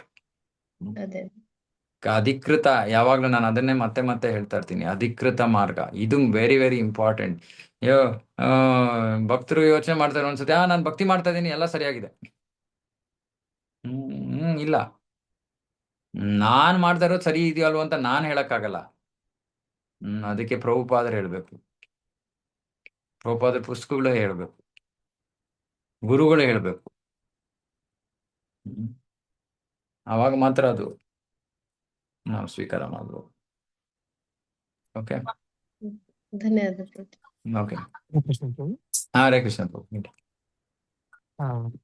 ಏನು ಪ್ರಶ್ನೆ ಇಲ್ಲ, ಬಟ್ ಸ್ವಲ್ಪ ಜೋರಾಗಿ ಮಾತಾಡ್ತೀರಾ? ಸಾರಿ, ಲಿಟಲ್ ಆಡಿಬಲ್ ಇದೆ ಪ್ರಭು. ಪ್ರಭು ಆಡಿಬಲ್ ಇದೆ ನನಗೆ. ಸ್ವಲ್ಪ ಬೆಟರ್ ಹೇಳಿ. ಸಾರಿ ಪ್ರಭು, ನಾನು ಆಫೀಸಲ್ಲಿ ನೋ ಪ್ರಾಬ್ಲಮ್, ಹೇಳಿ. ಈ ಕ್ವೆಶ್ಚನ್ ಆನ್ಸರ್ಲಿ ಒಂದು the thing which you told, ಏನಂತ ಪ್ರಶ್ನೆ ಬಂದ್ರೆ ಲೈಕ್ ಅನುಭವಿಸ್ಬೇಕು. So that all very much like you because ಕೇಳಿಸ್ತಾ ಇಲ್ಲ ನಂಗೆ, ಸಾರಿ, ನಂಗೆ ತುಂಬಾ ಮಿಕ್ಸ್ಡ್ ಆಗಿ, ಸ್ಪಷ್ಟವಾಗಿ ಕೇಳ್ತಾ ಇಲ್ಲ.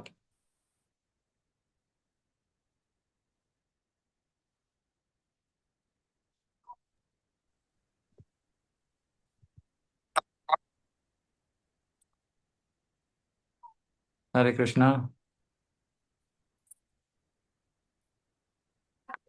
ಹರೇ ಕೃಷ್ಣ ಪ್ರಭು, ಆಡಿಬಲ್ ಇದೀನಿ? Yes, perfect. Sorry bro. ಪ್ರಭು, ಅಂದ್ರೆ ಒಂದು ನೀವು ಹೇಳಿದ್ರಲ್ಲ, ಲೈಕ್ ಐ ಥಿಂಕ್ ಮಾತಾಜಿ ಪ್ರಶ್ನೆ ಕೇಳಿದ್ರೆ ಅನ್ಸುತ್ತೆ, ಲೈಕ್ ಕಷ್ಟ ಲೈಕ್ ಬಂದ್ರೆ ಏನ್ ಮಾಡ್ಬೇಕು ಅಂದ್ರೆ ನೀವು ಹೇಳಿದ್ರಲ್ಲ ಪ್ರಭು, ಲೈಕ್ ಅನುಭವಿಸ್ಬೇಕು ಅಂತ.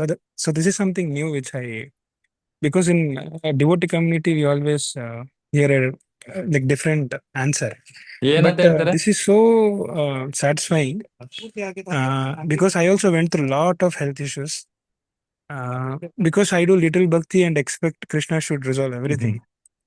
So thank you so much. That is Mishra Bhakti. So this is very nice thing to hear. Thank you. Okay. Hare Krishna. ಇದೆಲ್ಲ ಪ್ರಭುಪಾದರು ಅವ್ರ ಪುಸ್ತಕದಲ್ಲಿ ಬರ್ದಿದ್ದಾರೆ.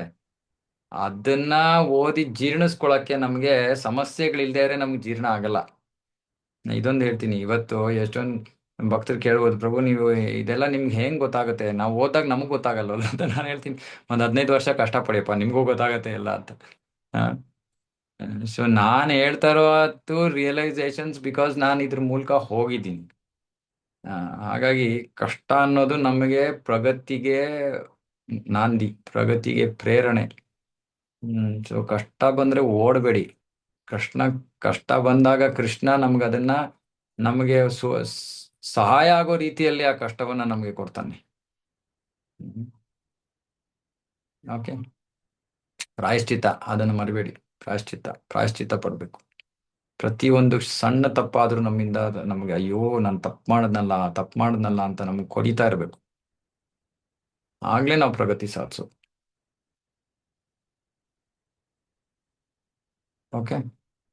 ಓಕೆನಾ? ನಿಲ್ಸಣ? ಎಲ್ಲರೂ ತೃಪ್ತರಾದ್ರ? ಓಕೆ.